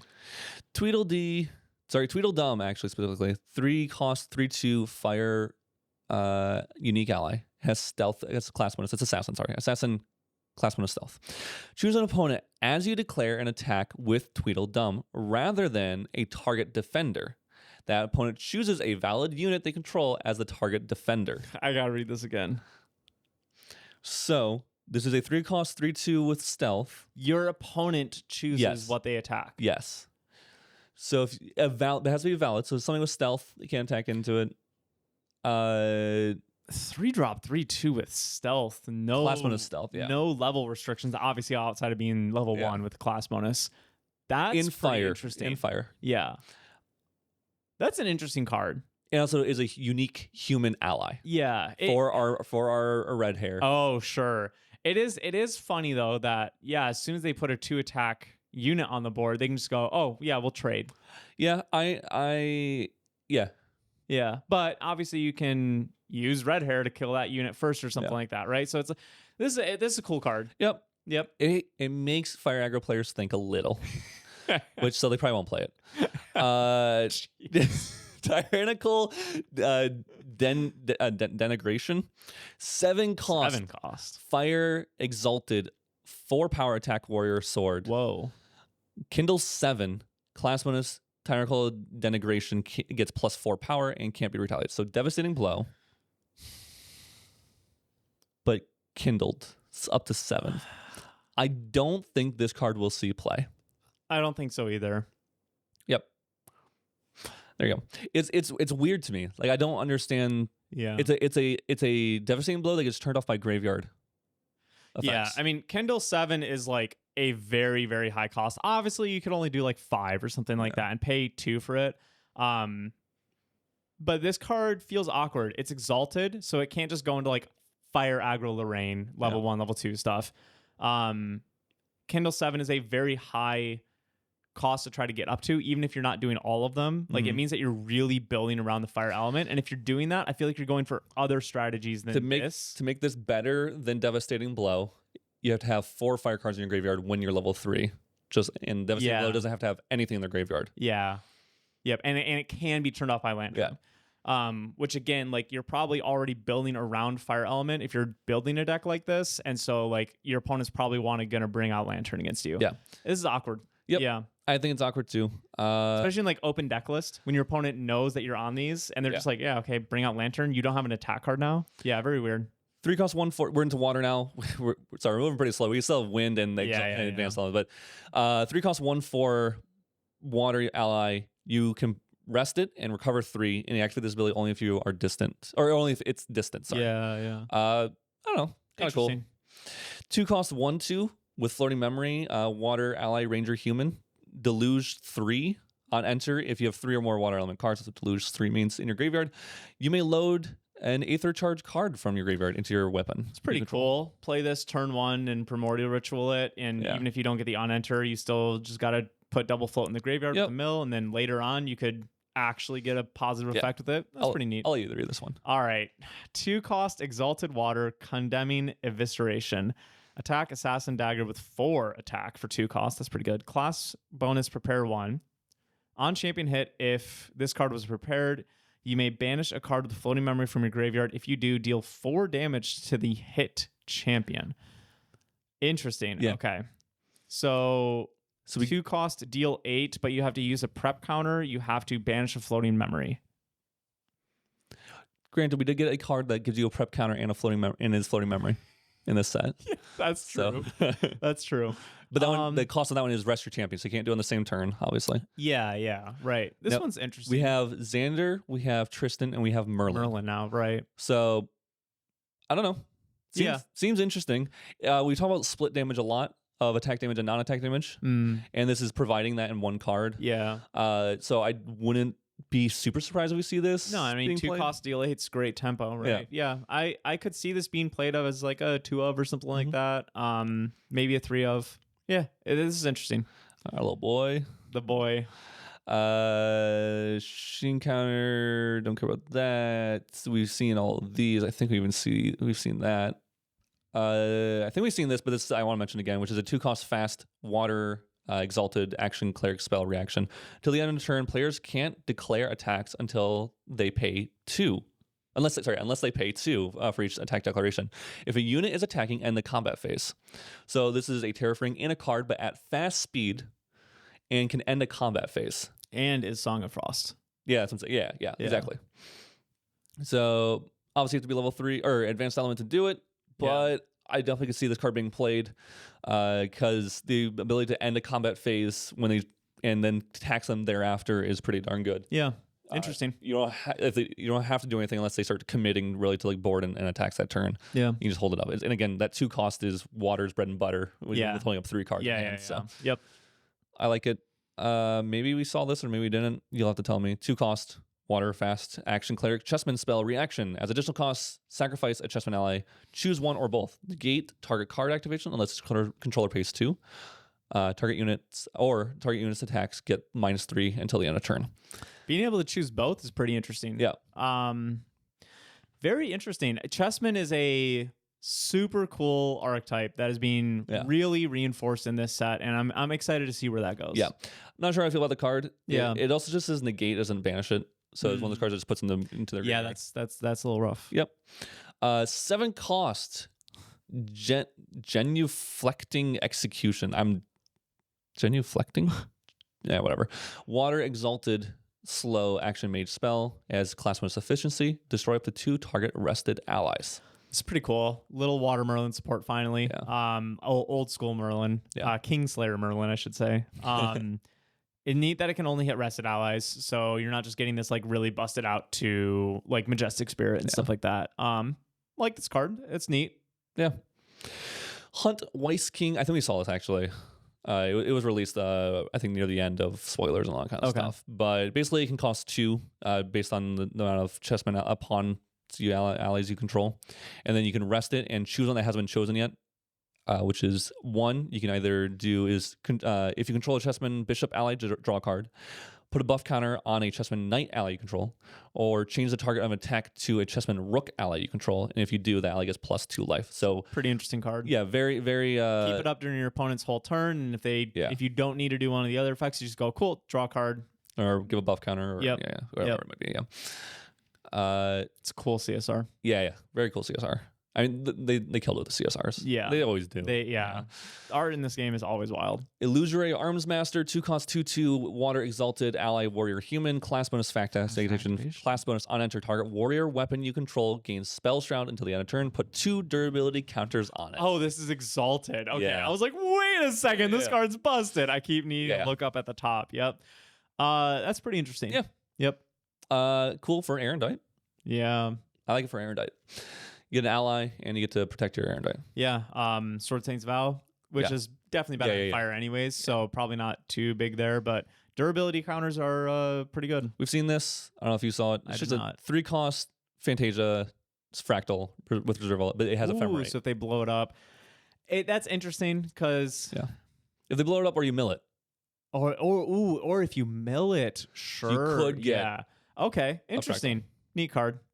This is a really strong card that we've seen. It's crazy. There's a lot of text on here. Yeah, we'll talk about that in another video. I think we've seen this card as well. Maybe not.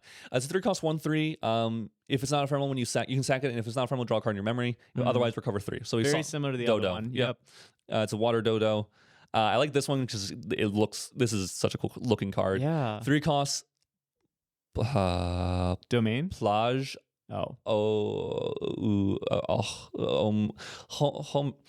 Plague. 3 costs water, unique domain, tamer, siegeable ocean. Tamer, siegeable ocean. Ocean. That's crazy. Yeah. On enter, put the top 2 cards of your deck into your graveyard. Class bonus, Deluge 4. As long as you have 4 or more water element cards in your graveyard, animal and beast allies you control get +1 life. Hello? What is this? Such a cool card is what this sucker is, and has 4 durability. So putting this behind some frogs and some toads. Oh my goodness. I mean,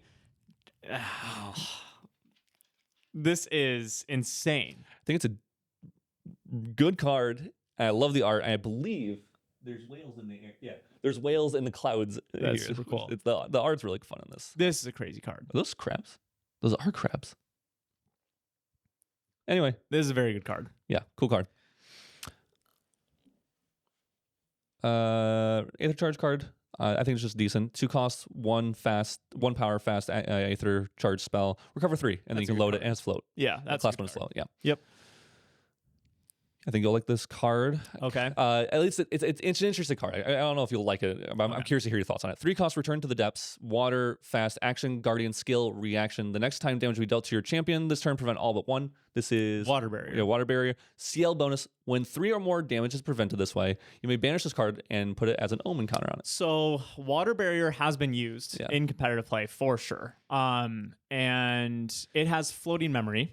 This one will instead give you an omen, which has some implications for sure, because this is just CL bonus, so you can do this on your level 1. So it's interesting to ramp your omens, and obviously if you're level 3, then you can get some damage as well, which is like pretty relevant because fast speed omens are always interesting because you can kill an ally or something like that, well, I was gonna say pop a spell shield, but that's hard to do with this card, I guess. But yeah, this one's definitely interesting. CL cards are always so tricky to judge and evaluate because, I think this card's decent. Would I run more than literally a copy of it? I'm not sure, right? 62 cards. But again, it just it fits into that CL toolbox type of deck building where it's like you could literally run one of these, use it, ramp some omens, it goes to the graveyard, and then you make an omen with it, and now you have access to it with maximum armor, with your lineage release, all that kind of stuff to always have this water barrier-esque effect. And if you keep playing it, you can keep making more omens. So your omen count's not going lower, which is very interesting. Yeah, this one's a interesting card. I'm not going to say it's busted. I'm not going to say it's bad. No. It's a cool card. I like that you get to choose what card you're banishing from your graveyard. Yeah. And it's not itself. It's not itself, Because you could do... The fact that you get to pick might be busted if it was itself. Yeah, because then you can just literally like repeat it. On the same turn, sure, yeah, I guess that's true. Spalling Cleanse, 2 costs, water, fast action, assassin spell. If Fractured Memories has 6 or less sheen counters on it, put 2 sheen counters on it, and otherwise recover 3 in its floating memory. It's good. So it ramps your game plan, and then in the late game, most likely it's gonna be as recovery, but still as float. I mean, float in general. Oh, yeah. Okay. Yep. Still Shard Strike. 2 costs, water, attack, Assassin Sword, has 3 power. Prepare 1. On attack, if it was prepared, recover 1 plus X, where X is the amount of total sheen counters on each defending unit. That seems pretty good. Yeah. Each defending unit, I don't know why it says each there. If your champion for some reason has cleave. Yeah. Or can attack more than 1 unit at a time. I'm not really sure, but maybe there's something with that. But I think it's at least probably a recover. If they retaliate, right? No. Are they defending? If if you on mission and give everything is that considered a defending unit at that point? I don't remember. Someone comment below. Someone that's better at rules than us. Yeah. Here's Tweedledee. We saw Tweedledum earlier. Tweedledee is a 3 cost, 3/4 unique ally in water. Class 1 is taunt. On hit, it gets -3 power permanently. This is a cool card. Yeah. So we our first 3-drop 3/4 innately without doing anything else. Yeah. He's a 3-drop 3/4. You don't have to do anything. It doesn't come in hindered, nothing. But and it has taunt and guardian, which is very Guardian. cool. It has taunt for Nico and Tony and CL. Very neat. Yeah. And then it sits there being a defensive thing that can kill off their units. Because the important thing to note with this card is that on hit does not trigger with retaliation. It does. Oh, it does trigger with retaliation. Yes, yeah. Darn it. So yeah, even if you retaliate, it will lose its 3 power, but it still becomes a 0/4 taunter. 0/4 taunter, yeah. In specifically Guardian, this is a great card. I don't know about any other class. Because even in like Water Lorraine allies with in a weird Water Vanitas where you can like suppress it and reset it, maybe. I don't know when that would be the case. I don't know. This is a cool card. I like Tweedledee and Tweedledum, and they're getting event pack CSRs, I think, which is cool. Good to know. I didn't know. Oh, I'm gonna have to get Tweedledum because it's a Guardian. It's a CL one, and I still need a max ready CL. All right, sell me your Tweedledums. Except I'm probably gonna wait until they drop in price. So.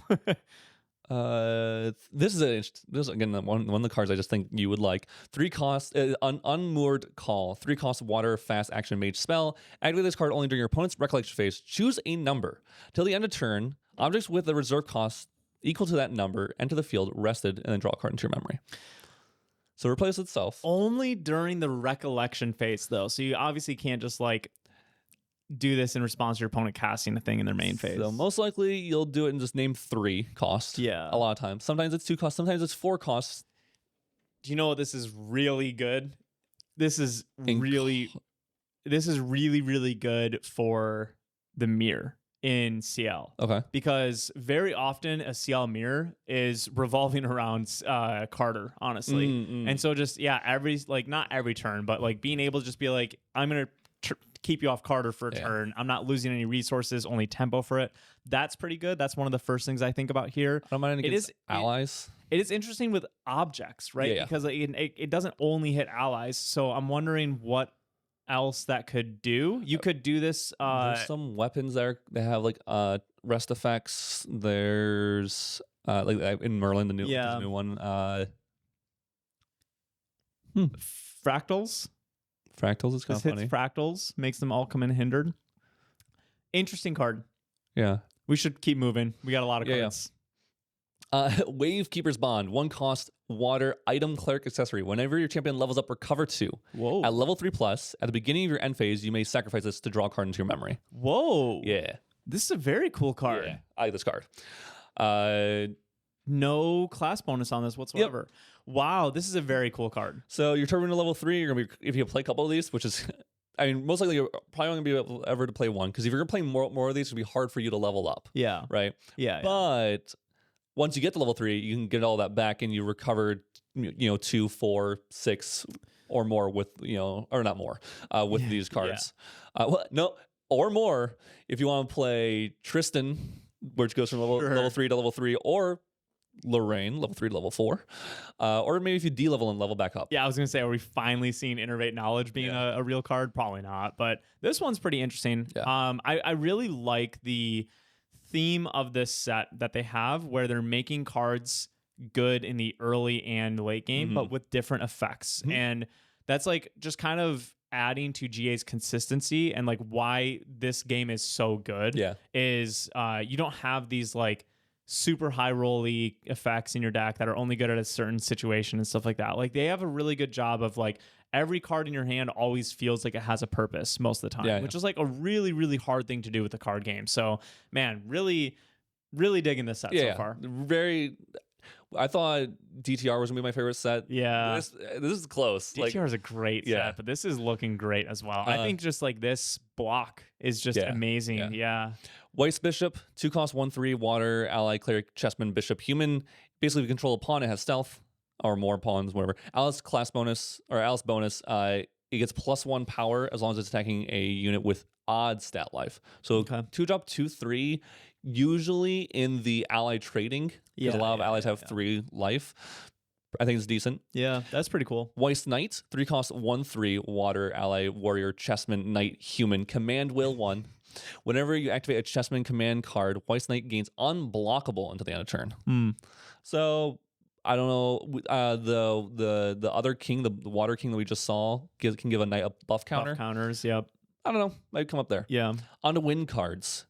This is Advantageous Perch, which is a 2-cost wind exalted action ranger skill, fast activation. Your champion becomes distant. Then return up to 1 target ranger action card from your graveyard to your hand, and then banish this. So that's interesting. This is like level 3 though only, or so you're going to obviously Astra Diana with this card. I don't know. Seems maybe decent. I don't know how much that will actually occur, but yeah, we'll see. 2-cost Bishop's Cross, which is a win 2-cost 2-power attack cleric Chessman command Chessman. On kill, if a killed unit had an odd life stat, draw a card. Interesting. Yep. It's a way to buff your dude to help kill off their allies and while maintaining influence. Yep. All right, I sent this card in our group chat this morning. I'm not sure if you looked at it or not. I did not. Oh, perfect. Okay. Buffeting Hurricane, 3 costs, and you'll understand why this is my kind of card. 3-cost Wind Exalted Fantasia Cleric spell. Class bonus, so it has to be Cleric. On enter, draw a card into your memory. Class bonus, when you suppress an object, deal 2 damage to target champion. Oh, no. So in the group chat this morning, I don't know if you saw, but I put this in there. This is not unique also, so you can have multiple of these on the field, which is really cool. Huh. And then I put Constellatory Spire, which is a Astra card. Yeah. Which is a 3-cost Astra card with class bonus, cleric class bonus, costs 2 less and costs 1, and it says draw a card. So this card replaces itself, that card replaces itself. That card says whenever you negate a card, you can rest it and deal 2 damage. Yeah. You know where I'm going with this.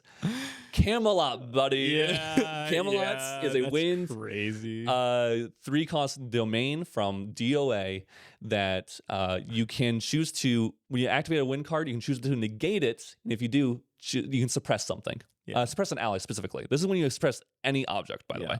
That has Camelot is only an ally. But since it negates it, Constellatory Spire will trigger, and then since it's going to suppress an ally, this will trigger as well. Yeah. I don't know. That's kind of funny. I don't think that's actually how you use it. You could do 3 visits for 0, and deal 8 damage or something like that. Yeah. Interesting, cool local deck maybe. All I did was send those 3 pictures, and I just said pew pew pew pew. I can't wait to see you go to locals with this. Yeah. I think it's a cool card. We'll see if it gets played. I'm more interested in it not in Astra Ari, actually. In Dao Chan, I think maybe it would have more playability with stuff from memory. We can activate more cards from memory. With Glimmer counters, right? Okay. She's Cleric, right? Yeah. This is an interesting card. I feel a little sus on it. It being exalted feels like it's taking a very long time to set up your engine. 3-cost exalted is pretty rough for something that's not really giving you an immediate effect. But it's cool. And it only does 2 to a champion. And target champion, so Spell Shroud works. Yeah. Calming Breeze. I think you saw this card because I think this is a great card. Oh, did not? Okay. No. Calming Breeze, 2-cost wind fast action cleric spell reaction. Until the end of turn, if 3 or less damage we dealt to your champion, prevent that damage. Level 1 plus floating memory. Yeah. Wow. This is a good card. This might become an instant staple. Yeah. This is probably the good luck fire aggro against wind. Yeah, this is probably the change in for Veiling Breeze. Yeah, because Veiling is like very easy to. Veiling's been rough for a while now, ever since Mirror, obviously. This card's great. Just an insanely good card. I expect Wind RA to play it because they can just play it, stop a bunch of damage from allies or whatever, and get floating memory because they're going to be leveling up. It's really up. interesting too because Wind usually doesn't really get floating memory cards. Yeah. And here we are. Yep. I think it's a really good card. It's also a spell, wind spell, so there are some like cyclical breeze stuff you can do with that. So grab it back. That's new cleansing reunion art. It's cute. Aw. Okay. Conjuring Fluorescence, 3-cost, wind exalted, slow, assassin spell. Merlin bonus, Sheen 8+ has fast activation. Materialize Regalia card from your material deck. So and possible. Okay. Beseech the Winds, only when you're advanced element, but it has fast speed with some restrictions. Can you imagine in Wind Merlin where I have 20 cards in my memory and I go, on attack, Fluorescence, Materialize Majestic Spirit. That's funny. Yeah, that's funny. Yeah, that's probably not good. I don't think it's good. I don't think it's a good card, yeah. Crystallize Anthem, 2 cost, wind, exalted, fast, assassin spell. Prevent the next 2 damage that we dealt to each unit you control this turn. When damage is prevented this way, put 2 sheen counters on your fractured memories. At the beginning of your next recollection phase, memorize objects you control, get +1 power for every 6 counters on your fractured memories until the end of turn. Sorry. It's an interesting card. A lot of text. Yeah. I don't know how well this will be played. It's the sword that the level 1 gets is a memorate object, right? Yes. Yeah, so this is interesting that you can make that sword bigger. Once you're level 3. Once you're level 3, yeah, but it's interesting. And it's the next 2 damage, so it's not until the end of turn. So it's like, yeah. Yeah. And also, if they attack once, they're probably not... This card's probably not very good. Yeah, okay. Cool. Adam Levine Awakening. Sorry. 2 cost, wind, slow, action, assassin spell, Merlin bonus, imbue 2. Summon a memorite Obelith token with a sheen counter on it. If the Crystal Levine Awakening is imbued, put an additional sheen counter. What is that object? It is a 0/1 or 0/2 ally that gets +1/+1 for every sheen counter on it. It might have other additional effects. We can look at that. Okay. If I try to remember that later. And Passant, we saw that. Yeah. Fast sit together. Activate this. 1 cost. Wind fast. Action assassin warrior spell. Activate this card only during your opponent's turn. Sacrifice any amount of memorite objects. Target weapon you control gets +X power until the end of your next turn, where X is the amount of objects sacrificed this way. Then put X sheen counters on your fractured memory. This one's interesting. Yeah, this one I could actually see him play. Yeah. 1 cost. Yeah. It's kind of crazy. Speaking of 1 cost. Fellowship's Gale, I like this card actually. 1 cost, wind, 1 power, fast, action, ranger, Aether Charge spell. You load it into your weapon, and then it gets +1 power for each ally you control. Yeah, that's pretty cool. Now that we have an Aether Charge spell shroud, the wind weapon, Aether Charge weapon, I believe it gets +1. Stream? Yeah, no, that's the norm one. Oh, the wind one gets +1 power for every ally you control. Wind ally you control. So this kind of doubles up on that effect. Sure. It has an on-enter, I believe it does that. Sure. Okay. I can't quite remember. It hasn't seen play, so it's hard to remember. Yeah. I like this one a lot. I'm sure Terry will as well. 3 cost, wind. It's called Glass Gale Flock. 3 cost, wind, Fantasia, Assassin spell. On enter, summon a Memorite Shardwing token. I believe it has Spell Shroud. No, it has Stealth and True Sight. 0/1 bird, I believe. So it makes a bird. 1/1? Gosh dang, it's hard to remember. Merlin and Sheen 6+, and pay 2, and rest this. If you don't control basically one of those birds, make a bird. That's pretty cool. Yeah. And obviously, we just saw synergy with Memorite cards earlier. Yeah. So, yeah, that's interesting. Bird synergies. Imperious Galebind, 2 cost, wind, exalted, fast, action, cleric, mage spell. So many exalted cards. Suppress up to 3 target ally items or weapons. So remember that card I was talking about earlier? Wow. You get 3 triggers of it, at least. You can suppress 3 things. Yeah, that's... Wow, this is... very interesting. Yeah. I was trying to think if we have any other synergies, but yeah, the fact they can target an ally item and or weapon, is pretty cool. Yeah, I mean, you could, if you have like a cake out or something like that, you can just be like, you're swinging at me with a huge weapon. I'm going to suppress that. Hey. Also hit my cake. What if you have 3 cakes? This is. Yeah, I mean, draw 3 for sure. Yeah, that is pretty crazy. Yeah. While pinging them for 6.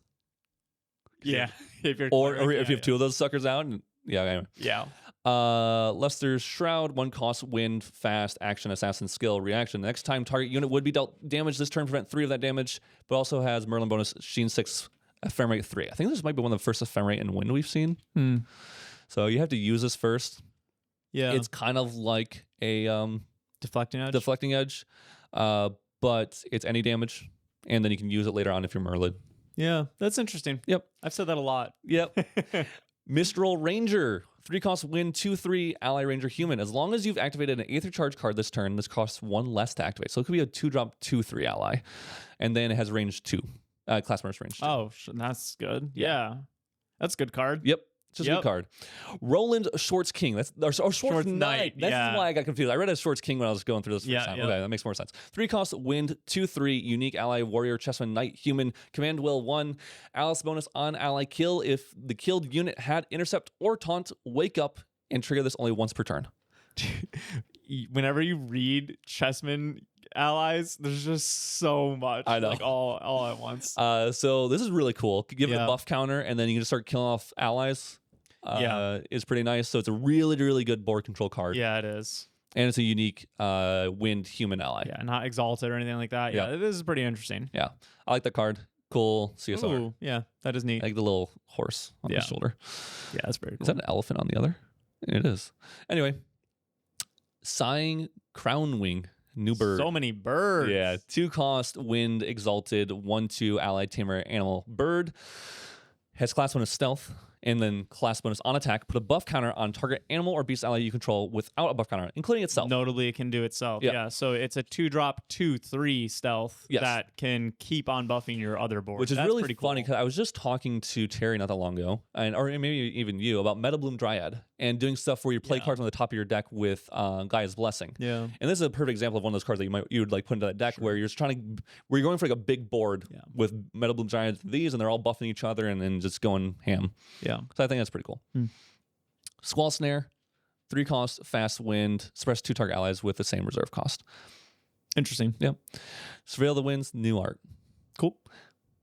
Sworn Wind Hand, 3 cost, wind, 1/3, ally guardian human with taunts. It has retort 2 plus X, where X is the amount of omens you can have. That's a cool card. It's a cool card. We have not seen people use retort. No, I don't think this is probably very good, but it's cool. 4 cost, tempestuous. What? Tempestuous. Conviction. 4 cost, win, exalted, fast action, guardian spell reaction. Class bonus. This card costs 2 less to activate. Target unit gains spell shroud until the end of the turn. Then, if your influence is 5 or less, draw a card into your memory. It's exalted. Yeah. I don't know if LC play. It's fine. Term. Schwartz Rook. 3 cost, wind, 1/3, unique ally, guardian, Chessman, Rook, human. Whenever Term attacks with a command card, put a buff counter on Term. Alice bonus. On leave, put buff counters that were on Term on a pawn ally you control. There's some good allies in this set, man. And there's it's cool CSR. Yeah, dude, the CSRs are great this set. I like this card. 3 vacuous call. I don't know. 3 cost, wind, Fantasia, guardian spell. So it sits there on the field. On enter, summon a vacuous servant token. CL bonus, pay 2, discard an ally card, and sacrifice this, and summon another vacuous servant token. So those tokens get +1/+1 for every different costing, or just every ally. It's +1 for every ally, +1 power for every ally omen, +1 life for every action.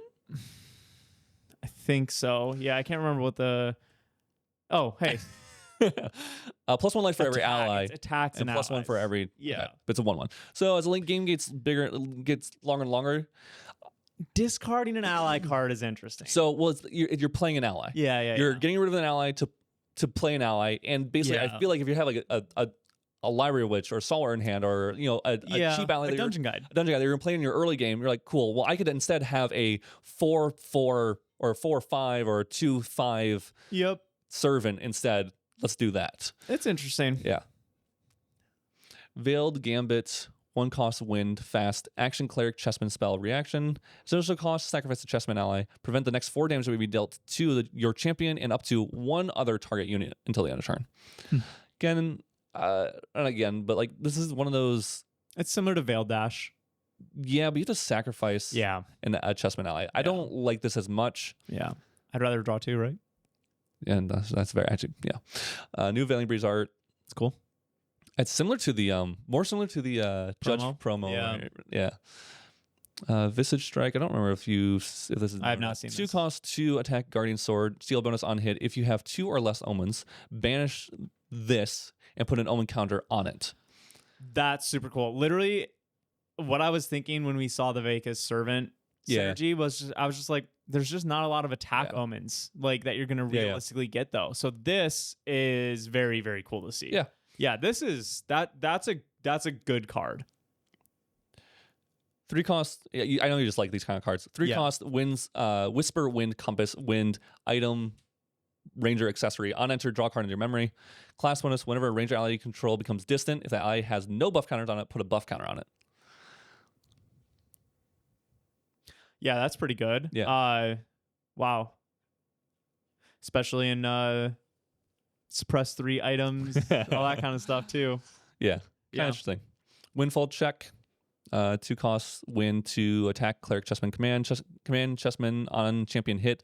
That opponent banishes 3 cards from their graveyard. So another graveyard tax that we've seen in Wind. Yeah. On to our advanced elements. We're done with all the basic element cards finally. Man. Long one. I'm going to speed through these because we've actually seen a lot of these have been spoiled. Yeah, sure. So I'm not going to talk about a ton of these. I think this was spoiled. Yes, that was spoiled. That was one that was TM32s, I believe, actually. I can't remember this one, actually. I don't even think I saw this morning. 2 cost Astra, 0 cost or 0 power 3 life, Gemini Starbearer, ally mage human. On enter, summon an astral shard token, which I believe you can sack them and draw 2. Yeah. No, glimpse 2. Or glimpse 2, I mean. Sorry. Draw. Yeah, sack them, draw 2. Yeah. I meant glimpse 2. You can rest this as a spell, deal X to target unit, where X is the amount of objects named astral shard you control. That's cool. Huh. Imbue to I can't, they all look the same to me. I know we've seen this. I know we've seen that. Enveloping Soulmist, 4 cost, Crux, fast action, Assassin skill reaction, cost 2 less.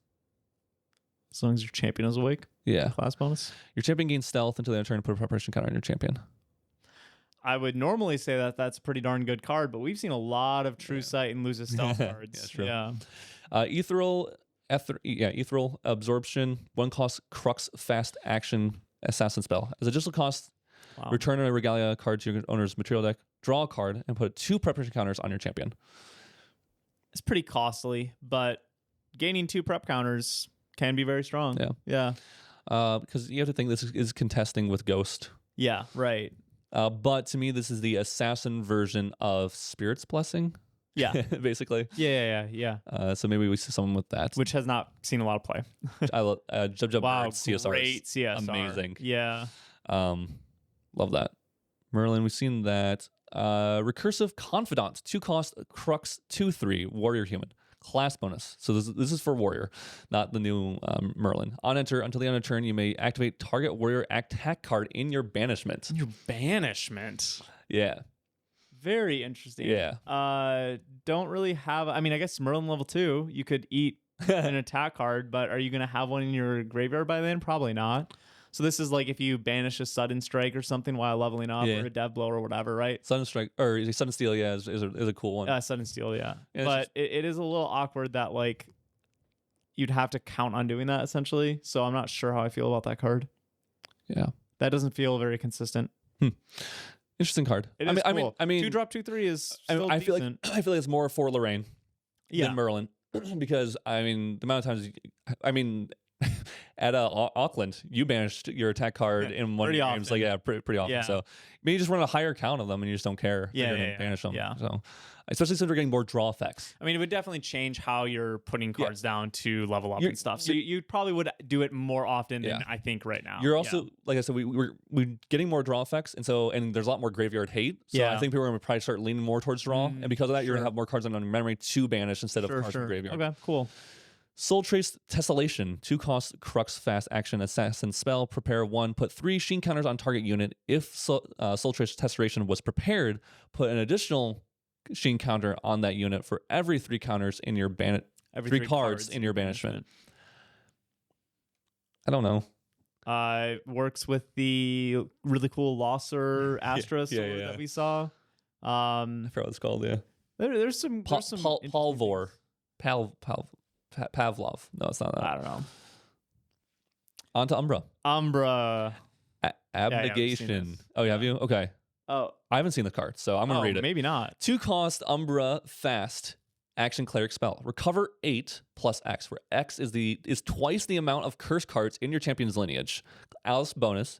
As long as a card activation you control was negated, as long as card you activation you control negated this turn, this card in your graveyard has Ephemerate 2. So if something was negated, you can cast this from graveyard with Ephemerate. If one of your cards was negated. Yeah. This is pretty interesting. Even just a 2-cost recover 8 base stat where... This is Mend Flesh at fast speed. Yeah, this is Mend Flesh at fast speed, which is pretty interesting. Obviously won't cost 0 ever. But can recover a bunch more than that. It has potential scalability, and... Yeah, if you play one of these, it just tells your opponent at any time, if you negate something that I'm doing, I'm just going to recover 8 again, which is crazy. Recover 8 minimum. Yeah. This is a cool card. This is a very good card. Yeah. I think we've seen this. Yeah. Have you seen the Bunder Snatch? No, I haven't. All right. It was released before this, but 5-cost Umbra, 2 power, 6 life, unique ally, Anomaly, Spectre, Beast, Bear. You got another bear. Class bonus has Taunt. So Anomaly class bonus, by the way. Yeah, so only Alice, not Ciel or Diana. Or the other Alice. Yeah. Whenever Bandersnatch is dealt damage, recover 3. Which I think is really cool. And then you can pay 2 and sacrifice another ally, and it gets +2 power and cleave until the end of turn. That's very interesting. I think this card is actually very good. Yeah. You can cheat it out in Alice. Oh, you can? Okay. Because it is a Spectre, and there's a card that... I believe costs up to 2 or 3. It costs like 6 normally, but it costs like 4 less if you're like something. I don't know. Okay. Yeah, that's pretty cool. Oh, crazy CSR. Diana as an ally. This was released just before this too, but I know you haven't seen this. Okay. 3-cost Umbra 2/4. So you're playing old Diana most likely with this. That's pretty much guaranteed with this. 3-cost 2/4, unique ally, ranger, distortion, human. Class bonus Diana has range 3+X, where X is 3 times the amount of curse cards in your champion's lineage. Class bonus, curse cards in your champion lineage lose all abilities. So all those... What? Yeah, all those -2, -5s, whatever. Those are gone. Yo, Curse Diana is here, baby. We've been waiting for so long. Yeah. Oh my goodness! This is Do I still have a Curse Breaker CSR? I think I kept one because I like Diana, like old school Umbra Diana. Wow. Yeah. Wow. Look at the There's that of that. This is a powerhouse of a card. Very cool card. Obviously 3 times the amount of curse cards in here. Yeah. She's hitting for a lot if she's distant. This is a card, dude. This is they drop this and you go, oh. Yeah. That's the biggest O I've ever seen. Yeah, you're like cool. They've taken damage. They have minus whatever health or whatever life. I feel like my opponent's just not doing anything. Anyways, swing 20. This has Dahlia-like effects, but can't just be turned off. Now, granted, there are cards that get rid of curse cards. We have 2 cards for sure.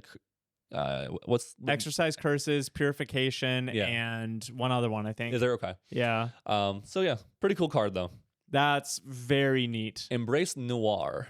2-cost Umbra fast action guardian spell. Until the end of turn, all allies gain stealth. CL bonus. If you have 1 or more Umbra element omens, draw a card into your memory. Protect your allies. Replace itself. I don't know. It's pretty interesting. We've seen the Ghastly Slime. Cute. Yeah, poor guy. This is the card that cheats. Yeah. Wait. No, what is this? 6-cost. Herald the Saved. 6-cost Umbra action Cleric Spectre spell slow Alice bonus. As long as there's a curse card in your champion's lineage, this card costs 3 less to activate, so it costs 3. Put all non-champion, non-Regalia Spectre cards from your banishment into your graveyard, then recover X, where X is the amount of cards put into your graveyard this way.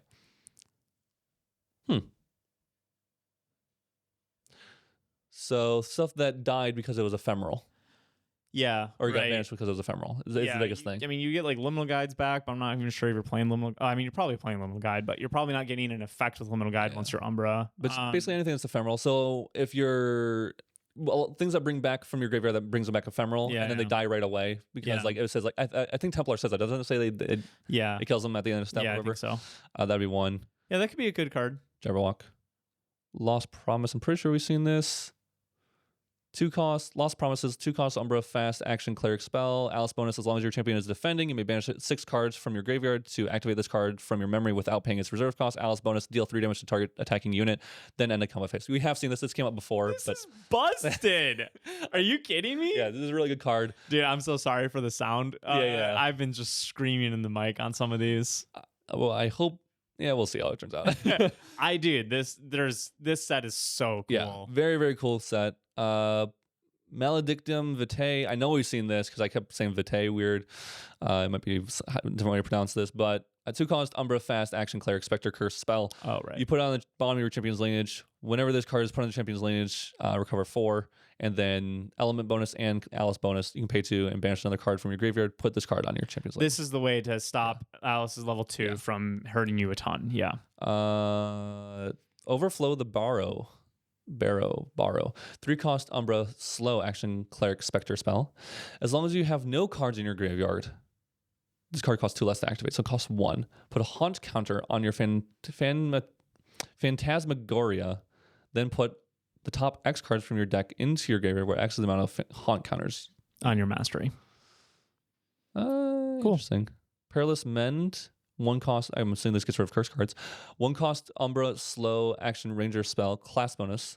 So ranger class bonus. Put any amount of curse cards from your hand and or memory on the bottom of your champion's lineage in any order. Recover X, where X is 3 times the amount of cards put this way.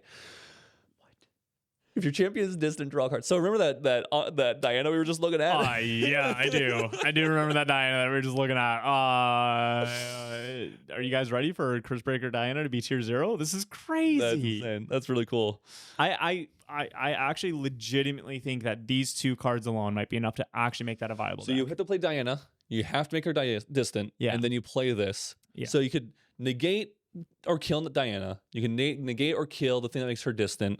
Or stop the thing that makes her distant, and then or negate this. Yeah, and you can remove curses if it ever became. If this deck ever became very good, I don't think it would be very good. Yeah. But this is definitely something that's going to just like randomly take down regionals. Is it a Tristan card or is it a Ranger Umbra card that says you can only activate this in your recollection, and every card they activate they deal 8 take 8 unpreventable damage? It's a Ranger card. Yeah, sick. Yeah. All right, cool. Now there's some. They gave us some food to eat for sure. Okay, cool. Reflected Blight, 1-cost Umbra, fast action Cleric Curse spell. Return target card from your graveyard to your memory, then put Reflected Blight on the bottom of your champion's lineage. When you do 1 unpreventable damage to your champion for each curse card in your champion's lineage. Okay. So Diana makes it so that curse cards don't have effects. Or no, some card made it so that curse cards don't have effects. So you would just return a card, put it on your bottom of your lineage, basically skip the last paragraph of text, and you're just ramping curses. Yep. Cool. For no cost. Cool. Yeah. And you're getting a card you want back from your graveyard. Yeah. Remnant of Will, Umbra, slow, 1-cost, action Cleric, Spectre spell. Put 2 haunt counters on your whatever. On your mastery. And recover 4. And then it has ephemerate 1. Cool. Really good. Yeah. A lot of good engine pieces. A lot of recovery. A lot of stuff. Yeah, a lot of recovery. That fire card that we saw earlier, the Regalia. Yep. This is a way to cheat out the Spectre. Costs 2 less. Okay. Or costs 4 less, costs 2 if it targets a Spectre card from your graveyard. But it brings back ephemeral. And that... Ooh, just target ally card, not even Spectre. Yeah, you can bring back... any. Wow. The first people said was Crawl. Of course. Because you can put Crawl in there and bring it out, but it costs 6. Yeah. That's it for all the cards. Thoughts? Great set. Yeah. Amazing design. Super excited. Any GA player has just been eaten for the past couple of years, man. Like this game is unreal. I got some names to learn if I'm going to cast. Oh man, yeah. Good luck with that. No, I got to start remembering everything again. Yeah. This helps. Yeah. Very cool set. I'm very, very, very excited. Less suited cards. Yeah. Not that many. Almost zero. A lot of Chessman, which is great. A lot of Chessman. They needed that. I mean, they needed it. And Chessman in every color. Yeah. Other than fire? Yeah, other than fire. Yeah, water, wind, and norm, which makes sense because fire has suited. Yeah. And then a lot more Ranger Diana support than I thought. Yeah, and curses. Yeah. So really cool. I'm very excited for this set. Yeah. So one thing I wanted to look at real quick, I'm going to scroll back all the way up to the top here. Fire Aether Wings got a lot more support. Sail just in general got support. Obviously a ton of Assassin Merlin stuff. Little bit of like normal Crux energy. This set's great. This set's amazing. Those sites are super beautiful to look at. I love those. I wanted to see, because we were wondering what the Memorite ally was. I wanted to see if I could find that real quick. There. So this has +1/+1 for every sheen counter for up to 5. Up to 5. And then on leave, you put those sheen counters on your Sure. your yeah. Okay. Yeah. So it is just a 0/1 though. That's pretty cool. Oh, and the bird is a 1/2 stealth true sight. Yeah, very dude. This set's amazing. The artwork's unreal. The dude like Palvor sword. That's crazy. P sword. Vorpal sword. So what? This is a great dude. Fan. Big fan. Hats off to the designers, the testers, the artists, everyone involved in making this set, and DTR.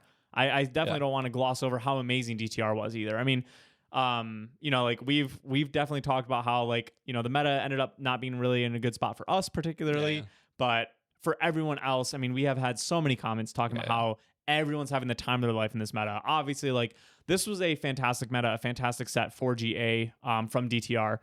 Gave us a lot of really great things, and honestly, I just feel like this is going to just reinforce that again. Favorite card from the set?